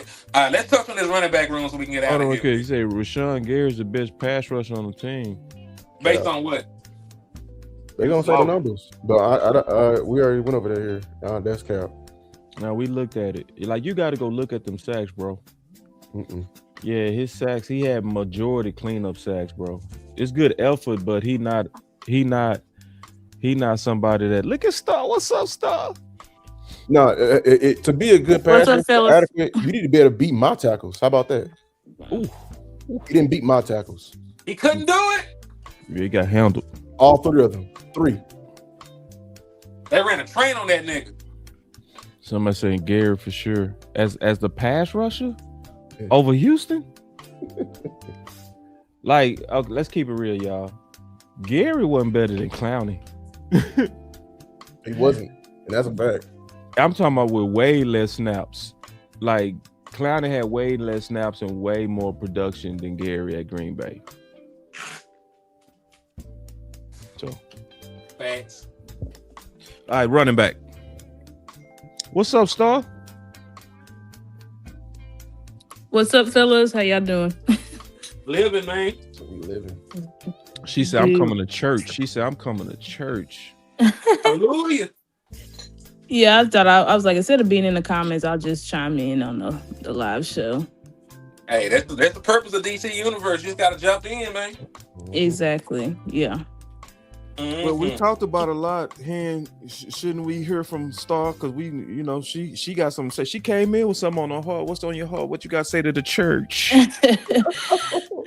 No, I think I came in on the part where y'all was looking at the defense. I think Henny put out the graphic, which is getting a lot of going viral on Twitter. People got a lot to say. I see about the graphic, but What graphic? They were mad as hell. no, Henny's defensive graphic, basically where he's projecting like what the starters will be. Oh, they mad at that? Yeah, they are very mad at that. They're cussing him out. But Henny doing a good job. He just responding calmly like, hey, this is just what I think. If y'all disagree, it's fine. But I mean, looking at it, I feel like the defense is, to me, is definitely better than last year. I think that the issue that you're facing is, or that I guess are still question marks, I would say, is the cornerback room. I do agree with Landlord on that because we know Bland was a playmaking corner, but he was never a shutdown corner. And ever since he got two messed up feet. I don't know what else to say. Like, and it's not, in my opinion, it's not going to get any better. He's had to have a surgery every single off season. So, and they're saying again, oh, he's going to be ready. He's going to be ready. But it's like, no, this man, he misses half seasons. And then when he comes in, he's not playing well at all. So I feel like, and I know we can't theoretically get out of his contract till next year, but I feel like he will still potentially be a liability. And then with Revel, I did not watch Revel's tape, so I can't sit here and cap on what he was coming out of college. I know the experts said that he was a first rounder or whatever, but I never watched him. But I know just watching him in season, which I know he was hurt, but I was not seeing the flashes from him. Compared to like Diggs. Yeah, Diggs got burnt his rookie year. He sure did. We all remember the Seahawks game, all that stuff, but at the same time, we saw Diggs fight and make plays. With Revel, it just felt like he was just confused the whole time. I'll say I saw him come up and make a few tackles, but as a cornerback, tackling is important, but I would say coverage is most important. Yeah. So I'm not really seeing his ability to cover. I'm hoping that maybe it was just, listen, I'm coming off this knee. I can't even move like I used to or whatever. So maybe a year removed, he'll be fine. And I hope that's the case. But when you have, and I'm really concerned about, will true competition prevail, or are they going to go with the draft pick and the money? Because I'm like, right now, I feel like Kobe Durant should be starting. Now, over who? I don't know, Bland or Revel, but I feel like he should be starting because I feel like his tape, Easily. his 2025 tape showed that He's he's better than both of those. them Yep. currently. Yep. I mean, this guy's showing up. We ain't saying he's the best corner in the world, but it's like he's a starting level corner. He shows up in high pressure moments, so especially in a cold environment. So it's like I don't know why he would just be riding the bench. And then we also have other players like Josh Butler, who was playing good before he went down with ACL. That he was redshirted all last year, so he should be more than ready to go. So I don't know. It's gonna be interesting to see if true competition prevail. I feel like we good at linebacker, safeties. I feel like we good if we maybe, like Henny said, let's try to limit Malik Hooker snaps, because I just don't think Malik Hooker has the range anymore to play free safety. No. Now and maybe he can do some stuff in the box. He can come up there, but it's like I don't want Malik Hooker on top of my roof. We saw people forget, like a lot of people was talking about Donovan Wilson, but Malik Hooker was a lot of the reason why we kept getting bombed over and over and over again. Like, I don't want Malik Hooker on the roof at all. I just feel like it's just going to be another liability. And then with the edges, Rashawn Gary, we kind of know what he is. To me, he's just a Dorrance Armstrong. He's a high effort guy. You know, he's going to get you some real, half of his sacks are going to be, okay, that was a nice move, and half is going to be cleanup. We just know, you know who Rashawn Gary is at this point in his career. Mr. Cleanup.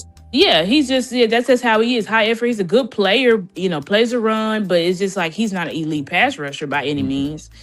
And then Donovan Ezeraku, I have high hopes for Donovan Ezeraku. I'm really hoping that he comes along, because I think everybody was expecting him to at least give us more than 2 sacks. But I'm going to just, for now, throw it all on Eberflus. Maybe Eberflus took his bag away. I don't know. It seemed like all the edges were doing the same thing. But if he can implement his bag again, then I feel like Ezeraku should have a good year. But yeah, that's just my comments on the defense. I know y'all moving to the running backs. Indeed. Good shit, 2-star. But yeah, when we talk about committees, this is another one. I'm not even gonna ask you what you think about the room. If Javonte Williams went down right now, let's say he got an injury, out for the season. How do you feel about the no. You said who? Who? If Javonte Williams was injured for the season, how would you feel about your running back? Hell no. A 1. Just take Javonte Williams out. I feel like the run game has fell off a cliff. We are no longer multi-dimensional. The moment Javonte Williams go down, like it was last year, we're in trouble. We are in big trouble. You know how confident, bro. Like, especially how people be feeling. I feel like people can. If Javonte Williams go down, they can stop us with a 1-man box. This nigga died. He said 1-man box. Just being honest with you. That was a 1-man Motherfuckers go out box. there and dying. Straight DB, straight corners. Put the corner in the box. Damn, Blue, take it easy on my back. Do I have Corner. one? Put the corner in the box. Damn. What the fuck is that? You going? Listen, I thought I was bullet, man. God damn, calm down. I'm just like, because like it's finally getting the headway in conversation, which we've been trying to say for the last couple of years. And I hate that we're last to this trend, because there's people with better running backs who have better running backs on their team than Javonte Williams who get the message in building the stable. But us here in Cowboy Land, We are last to this trend. Bad. last, and it's really crazy. You know what I'm saying? Like, we need to be adding some quality to the stable, man. I really hate that we're behind on this trend, because it could have, if we had a running back too last year, it could have helped our season last year. I'm just being honest with you. Yes. Man, there's so much I can say about running back. I'm getting ready to do a video on it. You know, the sad thing is we late, but we still late, if that makes sense, because I put out something yesterday where I am seeing the noise grow from my writers. I'm starting to see more media people starting to say, you know what, that running back too might need some help, right? It's growing, but the scariest part is when you go look at what people are quacking, when you go look at what the fans are saying. The fans keep coming back to, let's give Malik Davis a chance. Let's give Phil Mumford, Jadon Blue go be up, man. Y'all just watch Jadon Blue. Y'all just wait and see. It's like our fans and a lot of people they don't even want to add competition, which is crazy. When it comes to like weapons, we don't mind throwing as many bodies as possible at the shit. You know what I'm saying? But when it comes to running backs, it's nobody that protect late round assets like Cowboy Nation. Like we really protect 5th rounders and 6th rounders. And what was Malik drafted? You know, so it's one of those things to where, and I heard somebody was like, and it's a lot of people, they really act like, hey man, you know, it's an attitude like almost anybody will do. Yeah, I think that's what it is, because we're devaluing the position so much. Really, people think anybody can do this, and I think it's just on us. We got to show better variance, you know, running back play. Like there's clear levels to this, man. It's more than just getting the ball and just running between tackles. If you ain't got vision, I don't want you. I don't want to be blocking for you, because you ain't gonna go through the hole I'm opening it up. Just being honest, I hate running backs with bad vision. I do. Swear to God. Then, like I think people just think this shit is just Madden. Oh, let's get a running back with 99 speed and put it back there. Dog, if you don't, bro, I'd rather get a running back with 4.7 with burst over a running back that got supposedly 4.3 with no burst. Just being honest with you.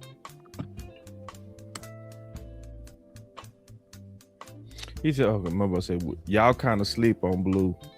I'm not sure. Man, hold on. I just seen the damn Raiders, who spent a top 10 pick on a running back last year, still draft Mike Washington. Yeah. They still went and got another 1,000-yard rusher. Yeah. So that's my thing. I love Javonte Williams, but in terms of a prospect, was Javonte Williams the kind of prospect that Ashton Genty was? No. Not in day, right? So yes, love Javonte Williams and what he done for the Dallas Cowboys.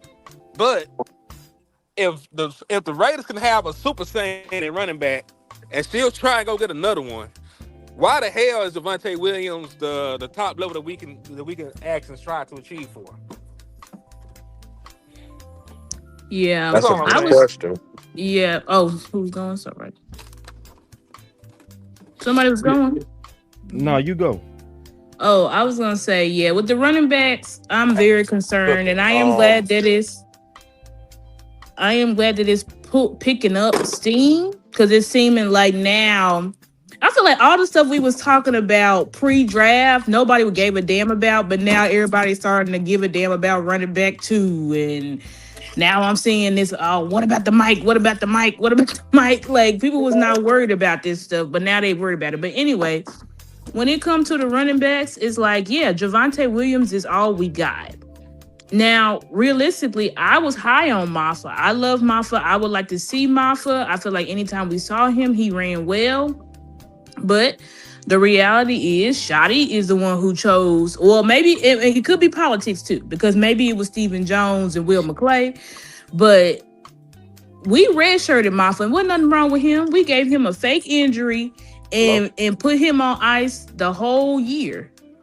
So I'm like, you put him on ice the whole year, so that I don't know how Shotty feels about Maffa. You can say, oh, I love him, but you didn't let him play. And then when you have Malik Davis, okay, sure, I like Malik Davis, but as I said on Twitter, over 2 coaching regimes, they've seen him as nothing more than a practice squad player that in emergencies, when they don't got nobody else, they will elevate him. That's it. So he's not going to be running back 2. I don't see it. I don't care how much Shotty says he loves him. Like, I don't see that. That's not happening. And then you left with Blue. And we already know Blue not a Shotty fit. But even going beyond that, he has major maturity issues. So I don't see him becoming running back 2. So it's like at this point, And then you have Israel Abanaconda. Yeah, we all liked Israel Abanaconda coming out of Pittsburgh, but they again did not allow him to have any snaps last year. I don't even know why they brought him on the team. I guess they were just trying to get ahead for training camp. I don't know, because I'm like, y'all didn't let him run it all. So it's like, at this point, this is why y'all need to add somebody in there that you trust. Just like they added in, even though he wasn't good, but they added in Miles Sanders, at least somebody that have done it, that have at least ran 1,000 yards in the NFL. Like, you need to add some type of insurance. Yeah, go ahead. To your point, all of them running backs outside of Javonte Williams have under 800 yards combined for their careers. Like, Say it everybody else again, in the running Henny. back Say it group, again, Henny. they have Say it under again, Henny. 800 yards combined for their career. Not for a season. They combined For their for over career. 800 yards for their entire career. You know, I love Abanaconda. I look, this motherfucker got 40 yards. His entire career, nigga got 40 yards. Yeah. Love this prospect, 40 yards. It's not good. That's what I'm saying. It's not good. And if any of these guys become RB2, you know, this will be basically their prove it year. They'll have to prove that, like, I'm more than a journeyman. So it's gonna be interesting. And like I said, I think we should add. Somebody asked me, like, who should we add to the room? There's plenty. Yeah, but I was like, it seemed like there's still some good running backs on the free agency market. The free agent market looks fantastic. Yeah, so I was like, there's still looks fantastic. Yeah. We had no excuses not to bring in no competition except we protecting their ass, man. Yes. Exactly. It's like, we got to bring. I don't see them trading for a running back, because I feel like the Cowboys, they just done. I don't know what it is, man. I guess Marcus Mosher got to him, man, because it's like That's they what just it don't. is, man. They don't It's value the position like that it no was more years at all. and years and years and years and years of devaluing running back. All that Zeke shit and people going that Zeke and we don't need that. We could have got that in the third round. And it's like, once narratives kind of get built, like the same thing going on with Edge right now. It was all that we don't need Michael. We don't need. It's, as soon as we protest a player, it also then, to me, goes against the position itself. I think that's the trend I see, is to where right now we didn't value Zeke, so now we don't value running back. We didn't value Michael, so we don't value Edge. It's the same thing. And it's league wide too, boss. Because guess what? Seattle Seahawks just had a running back run down to Super Bowl, won Super Bowl MVP, and they let him walk. Stupid shit. Right. Like, the teams, they're not valued. Everybody has devalued running back now. So it's like, because we how many drafts have we done said in 3 to 4 drafts where we thought, okay, we're gonna get a running back, and we still, and not, we did draft Maffa and Blue, but come on, y'all, we was talking about real starting caliber running back. I think Maffa can grow into that. Maffa has, out of college, he had the best resume, but again, Shotty did not let him play last year, so I don't know how true it is. I think it was Nick Harris or somebody put out during the draft, Shotty is high on Maffa. Okay, well, I'm about to see it, because Shotty says a lot of stuff, and then he ranted and raved about Brevin Spanford. He's amazing. He took a next step. And all he was a blocker last year. He done said the same shit about Hunter Lukey. We got to get him involved. He was nothing but a blocker last year. So I don't know. I don't know if I can trust you. I had to see it to believe it at this point. So it's like, we got to add somebody else in there. Would have been great to get our guy from Arkansas. He was right there for us. I forgot his name. Washington. White Washington. He was right there for us. He was a shoddy fit. He ran a 4.3, because that's why everybody's so obsessed with Blue. He ran a 4.3. Oh, he had everything. Faster than Blue. Out of the, what is that? Is Arkansas not the SEC? SEC. Like, he out of, yeah. So it's good like, against good defenses. Exactly. And we just said, no, we'll take this tackle from Penn State. Okay. So it just shows to me they don't give a fuck about the running back room. But I tell you now, if Javonte Williams goes down, you're screwed. You're screwed. Yeah, that's another thing. I promise you, this year, there's gonna be the year everybody start caring about running back again, because they devalue running back, and they let all the contenders and the real Super Bowl contenders get the running backs and watch them all go off. I'm gonna be honest with you. This year go bring us back to running. Yeah, it's gonna bring us back, because the Chiefs, with them getting Kenneth Walker, oh yeah, they're back in it now. Y'all count them out now. Now Andy Reid got the run game he been wanting. You feel me? Same thing I feel honestly with the Broncos. They in the Super Bowl for me this year from the AFC because they got Jonah Coleman and they got my guy last year from UCF. They have a good running back in tandem now. I'm just telling you right now. Teams are loading up in exactly, and that's amazing to me, man. We literally watched Seattle with a same power back committee go all the way to the Super Bowl. They don't get to the Super Bowl unless they have Charbonnet and Walker. And both of them. They don't even get there. You know what I'm saying? So then when they lose one, they had enough in Walker to carry them the rest of the way. But Cowboy Nation still thinking when you seeing Thunder and Thunder, we still think we need Thunder and Lightning. We still under this old, like, you gotta have this, you gotta have a big back, then you gotta have a lightning back thing. No, bro, it's like go look around the league, bro. If you look around the league, the teams that's running more physical are actually having better running games. And that's just what it is. And I just think we way behind on that. The main thing I say, because whenever you start talking about this, people start protecting their pet cats. And I just say this, man. The main thing that I want is competition. That's the main thing I want. Bring in some guys in here that we can put right in front of the lights. And this is the problem too. I'm gonna also say, bro. Preseason itself has taken away our ability to even judge these guys. Because guess what's gonna happen during camp? You can't hit them guys, so they only can kind of thud up on you and let you go. So guess who look good in them environments? Speed guys. But when it's time to really hit, because I see people saying like I put Blue over Marfa. I don't know why. I don't know why would you do that? Because because when the lights came on and it was time to hit, I just gotta ask the question: who looked better when the lights was on? Like consistently. Like some people might edge out Blue at the final game. You might, but if you say who had the better body of work every time the lights was on, it was clearly Marfa, and it was also clearly Malik Davis. Like Blue shouldn't even be in the conversation for running back 2. The only thing I would do with him is have him as my take over my wide backs. It's like instead of having CeeDee Lamb in the backfield and Turpin, let's put him back there to kind of supplement that, because you're supposed to be a running back. Instead of giving that to my weapons and letting them get hit by linebackers, let's let you get that. But your running back 2 got to be very reliable. I'm talking about not just reliable, very reliable. Just like Seattle, to where, damn, we lost Charbonnet, but we can trust Walker. We ain't got nobody like that. The Eagles, who had a notoriously better running back in season, they had somebody almost break the record in Saquon the very next year. They were throwing bodies at the running back too. They went to go H.A. Dillon. They traded a draft pick in the middle of the season to go get somebody else a starting back to make their running back too with Saquon. But here in Dallas, this is why I don't like that. This is not football. Everybody's protecting, like, oh, y'all sleeping on Blue. If Blue really like that, go get somebody else and let Blue throw Blue in the wolves, and let's see who break the pool stick, and let's see who's gonna come out on top.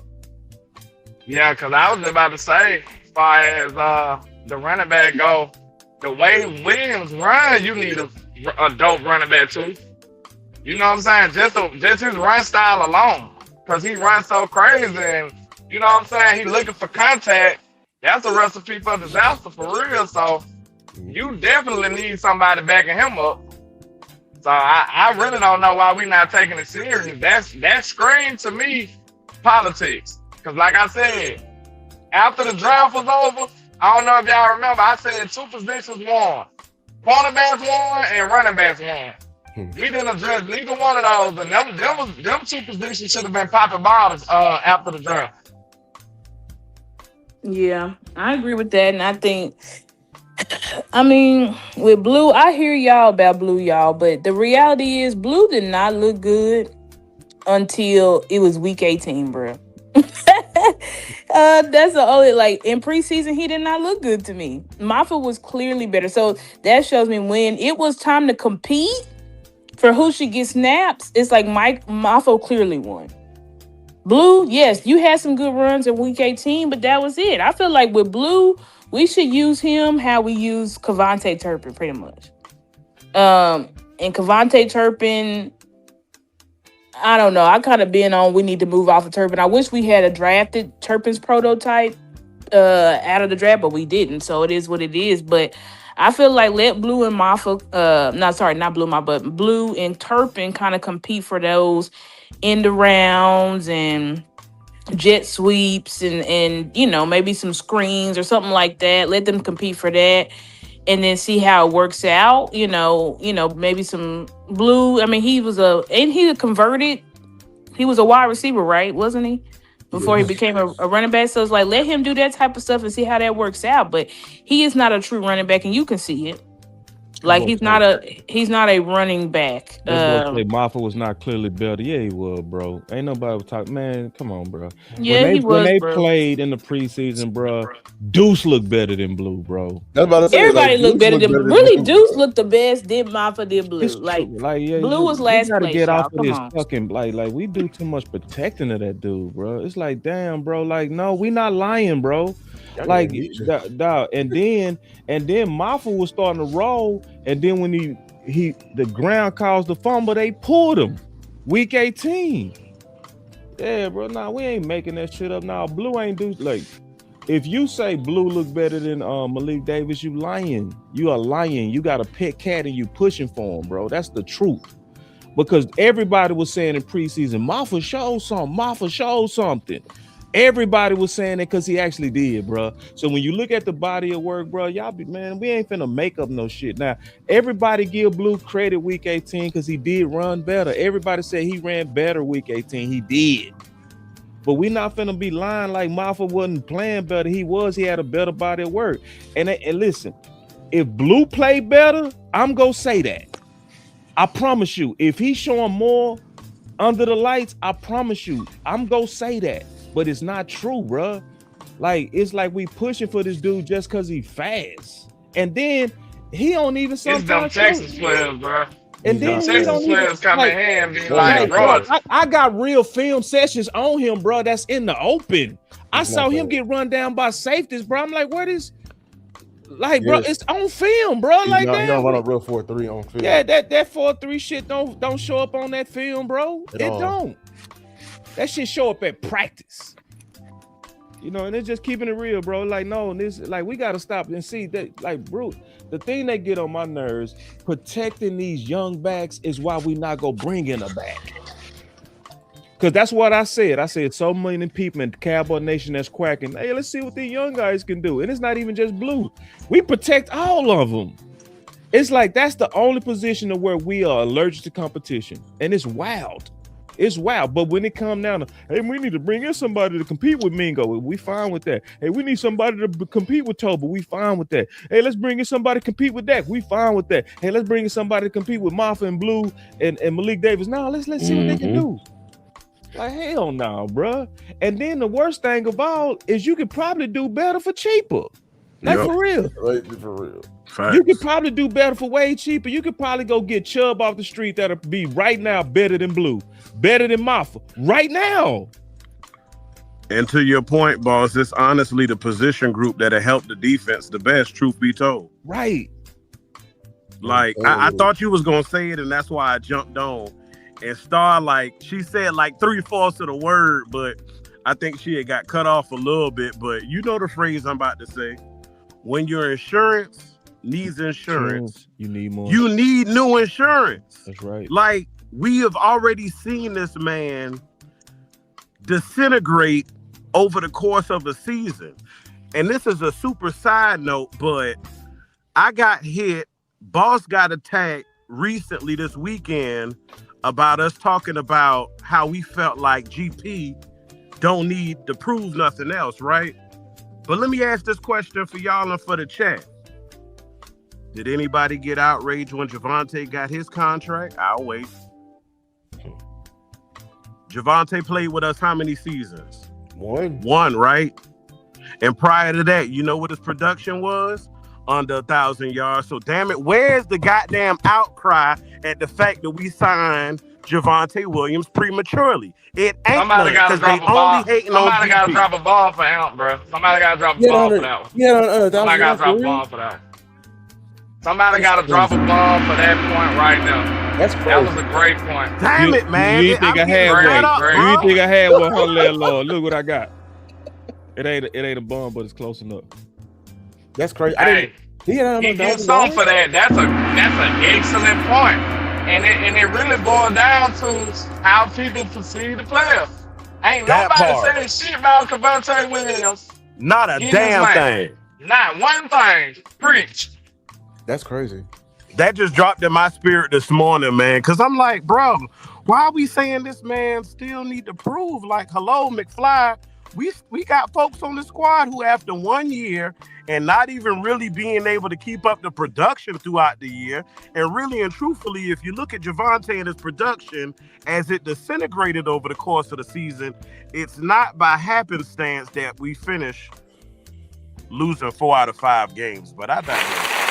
Now, wait a minute. That wasn't even enough. Cause guess what?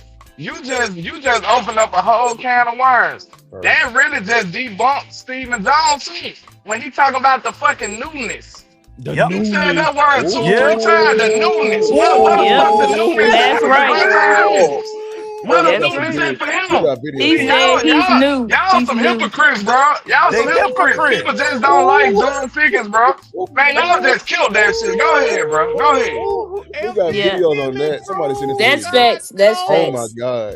That's facts. And it's like they don't want to pay Pickens, and it's like, listen, this is what's so frustrating with the Pickens situation. We all wanted Pickens to be signed, but we understand financially if you're saying I don't want to pay Pickens 40 million and pay CD Lamb 34, 35. Okay. If you didn't want to pay him, just like the Eagles, they already traded AJ Brown. They just can't announce it until after June because of the money. So what did the Eagles do? They drafted Mekhi Lemon because they knew we're getting rid of AJ Brown. Why would you, if you saying, okay, I want to get rid of Pickens, I don't want to pay him. Okay, fine. I don't agree with it, but you had a draft full of Pickens prototype. And I do think Anthony Smith will be something because I kind of like him. I think I like him from ECU. But you had top of the line, big school wide receivers just sitting there for the taking. And y'all said, nah, we're good.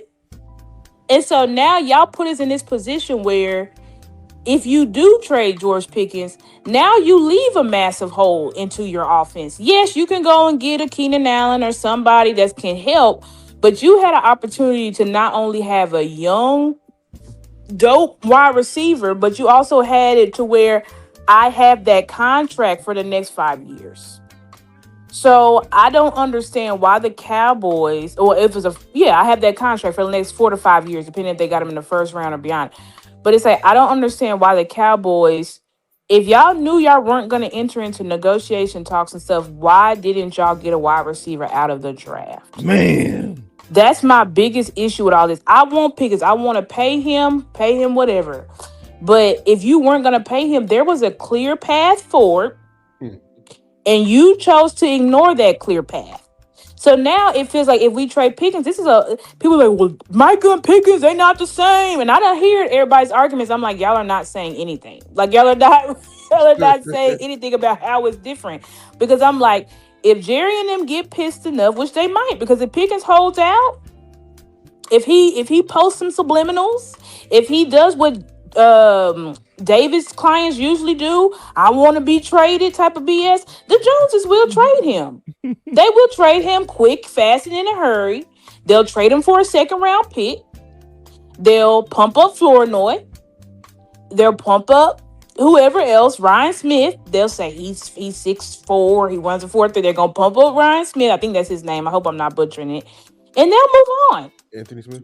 Yeah, Anthony Smith. Yeah, that's his name from ECU. ECU. They'll get Anthony Smith, and then they'll move on, and then it'll be the end. So, and this would make it scary. This going back full circle. The very first thing we talked about, that video, what they was doing at 20, and they playing, and that board. I'm telling you, that board was nasty.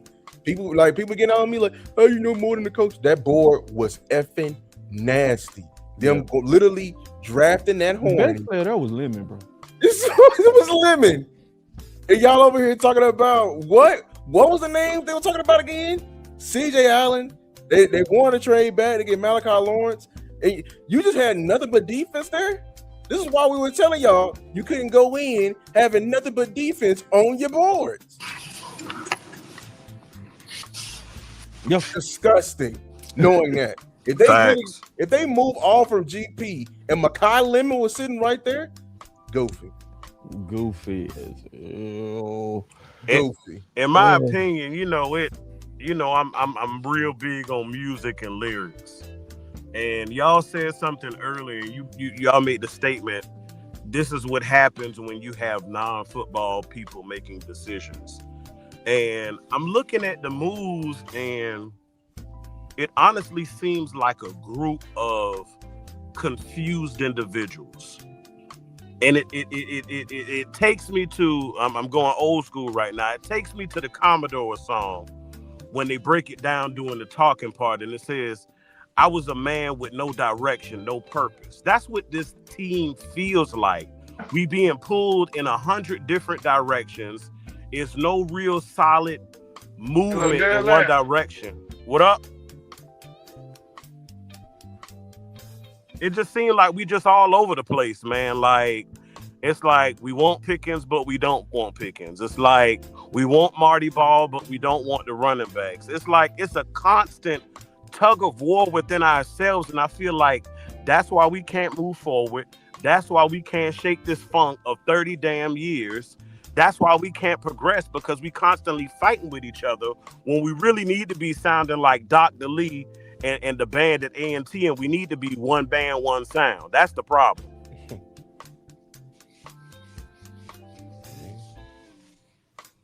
Yeah, man. So, when I look at this team, being all the way honest, man, I'm gonna keep making this case. I feel like we're 2 players away, bro. Agreed. We running back 2 away, and we premier edge away from being real contenders. I mean, can win it all. Yep. I think we're a corner away too. I give it 3. The only reason I wouldn't put corner in there is because I like Kobe Tape last year. I think he good enough. I don't think he super dope. Like lockdown. But I say Larry Brownish. You know what I mean? When we won it in the 90s, we had Kevin Smith and Larry Brown, and then we eventually had Deion on that last one, and we was dope. Now, corner, that's gonna be hard to get right now. That's gonna be hard to get a dope corner right now. Not a lot of people out there. Yeah. Yeah, that's the only thing. I was like, if you trade Pickens at this point, could you possibly get an elite defensive player still? Corner and receivers on the same You level. could. Yeah. I think you could if you was willing to trade them. You would have, but we had to give up more though. I don't think they would do like elite wide receiver for elite edge. Maybe elite corner though. But I'm like, who would trade? Just do you take Pickens, I take. I think Special K said it, and it's gonna depend on the record of these teams. That like the Raiders. Like if the Raiders start trash like they did last year, they might be willing. They might be willing to revisit it. So we gonna need some. We need some places to struggle. So we should be knocking on the door of the Giants right now. Like we should be like, hey man, come off Thibodeau. Y'all got way too much pass rush over there. Y'all way overloaded. We go give you our future 3rd or future 4th or whatever we might have left on our books to try to get that guy that got the real first round traits, So I think it. I don't wish this go happen, but I'm almost betting it's gonna happen. By the time we get to the trade deadline, it's gonna be 2 positions that's gonna be the biggest talk on what we need. It's gonna be running back and it's gonna be edge. Yeah, unfortunately. But yeah, I mean we are close though. Yeah, we close. The urgency with the fans is not close. The fans feel like we good. Let's play ball. Let's go. Yeah, the fans they love to stay in this limbo. They love this part. They don't want to get to where the rubber meets the road. And that's when reality kicks in and the hope stops. So what I'm saying? Like, yeah, we should be pressuring for running back and we should be pressuring for edge. That's what we should be pressuring for, and we should be whispering corner might need to get a look too. Yeah. Yep. Yeah. Sound like we need a 3-piece spicy. Yeah, or two piece where they add throw in an extra piece. 2-piece, yeah, 2-piece dog with a roll. Yeah, where they throwing, you go to them hood spots, you order 2 there, you go in there, they have a tiny little wing in there, they throw in there. That's what we need, bro. And that's if we trying to win it. Like for people who trying to win it, like, because I would say this: if we got Thibodeau, Max Crosby, Sweat, something like that, and we got, let's say, Braylon Allen in the backfield, I would guarantee we finna dominate teams. I'd be like, bro, we finna rock teams' ass. The NFC East, the NFC for sure. I mean, we gonna rock teams, bro. Like, and see, this is the worst thing I hate about running back that we ain't talk about yet, landlord. And Amp and Lou. Mm-hmm. The thing that I hate with all my heart is this offensive line is built to run the ball. It is. That's another thing, bro. Oh my God. It's built like you got. Steel is better when we run the ball. It plays to the Lions' strengths. Right. Booker was a bully. Cooper Beebe is way better at run blocking than pass pro. Then we know Tyler Smith is the biggest bully when he want to be and nasty. And then it just helps Tyler Guyton. But you don't want to put the final pieces on that running back room, and you got everything else. You got the cheese, you got the burger. You don't want no bread.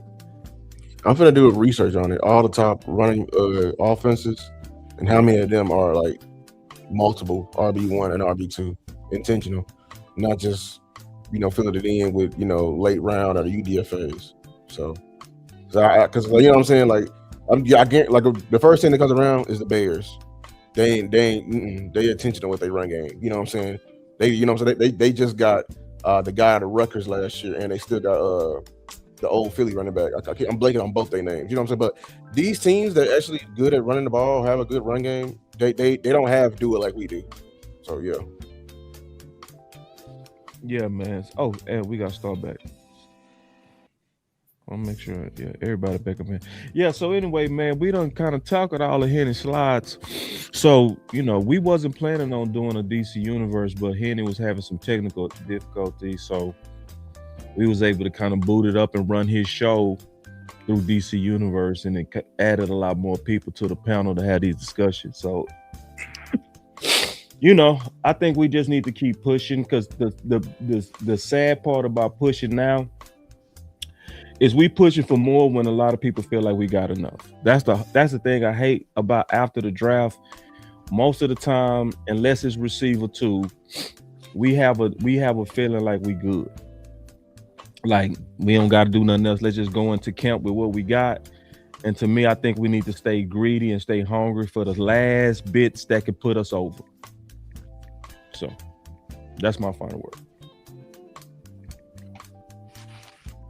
I just wanted to jump in the chat, man. I saw everybody was cooking, it was pressing my heart, and it was starting to bother and agitate me. But the reason why we have to push now is because, boss, you said it on the show a couple of days ago. How many times were we, or have we been a player or two away from really being that solid team? Right. Hiding those few blemishes. It's okay. Like, I know there's been a movement recently for being all natural and no makeup and this, that, and the third, but there is absolutely nothing wrong with a little bit of makeup.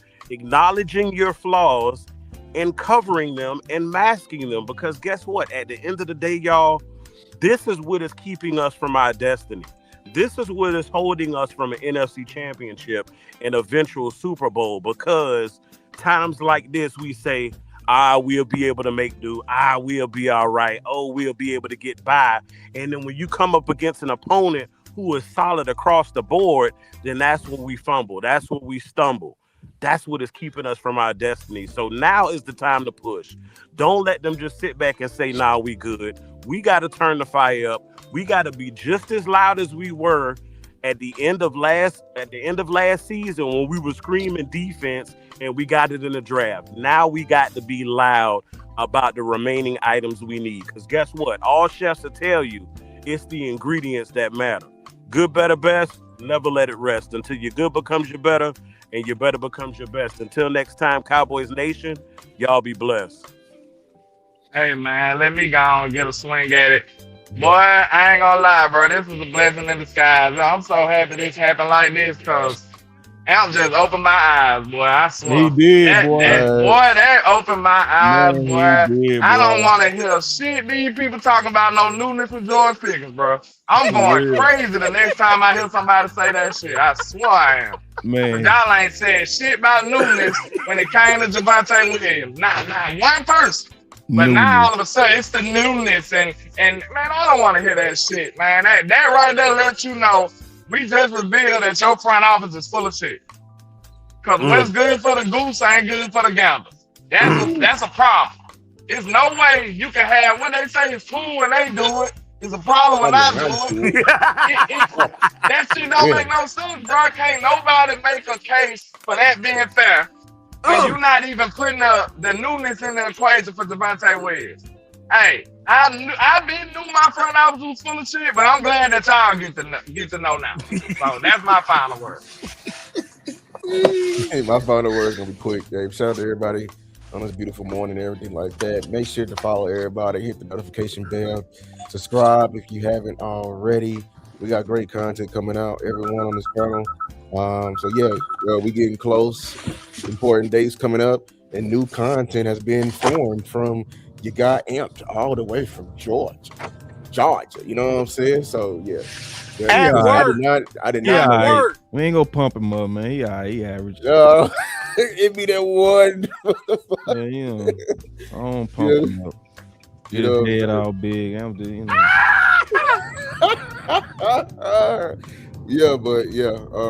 Go Cowboys, and you know what I'm saying? LeBron's still better than Jordan. I'm out. Oh, that's where he fucked up. No. I'll say my last final word. We made a lot of headway in this off season, I will say. Starting from the coaches. You do have to acknowledge that, because I said for years, if the Cowboys want to be the Chiefs so bad, go get better coaches. Because they always compare themselves to the Chiefs because the Chiefs be cheap. But anyway, you got to acknowledge what they did with the coaches, off-season draft, right? But I do think there's still more work to be done. You know what I'm saying? I still do agree that we need a vet war daddy. Whether it's free agency or trade, I still think we need to get a running back too, whether that's free agency or trade. And I feel like we could make do with the corner, because I feel like we got a lot of corners. If true competition persists, we will have starting level corners. It just might not be Bland or Revel. But we'll see if the coaches allow that true competition to persist. Or front office. Or front office. Yeah, that's true. Or front office. But I think if we can get a running back too and just add to the edge room, I think we will be good. And I think we'll be ready to go into camp and compete. And the last thing I will say is that we need to go ahead and get George Pickens signed. That's what I feel like. I don't want George Pickens playing under that tag. I just don't. I don't think it's going to end well for our season. No. I don't think it's going to be good with Pickens. No. I'm not saying he going to crash out, because, of course, I know he got this bad reputation. Yeah, and he got this bad reputation, but I'm like, y'all, he don't have no type of allegations off the field other than what? He likes to party and have sex with women. Like, that's not going to be something that teams are going to be like, no, we don't want nothing to do with him. Like, it's not going to happen. So it's like, either we need to pay him or we need to trade him for significant defensive assets and get I guess a journeyman, a Keenan Allen or somebody. But yeah, that's my final word. And we about, man. You feel me? Hey, we ain't gonna keep bringing y'all to DC universes, man. These are emergencies only.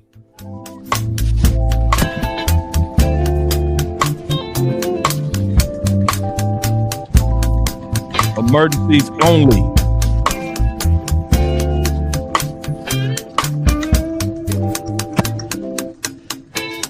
Emergencies only.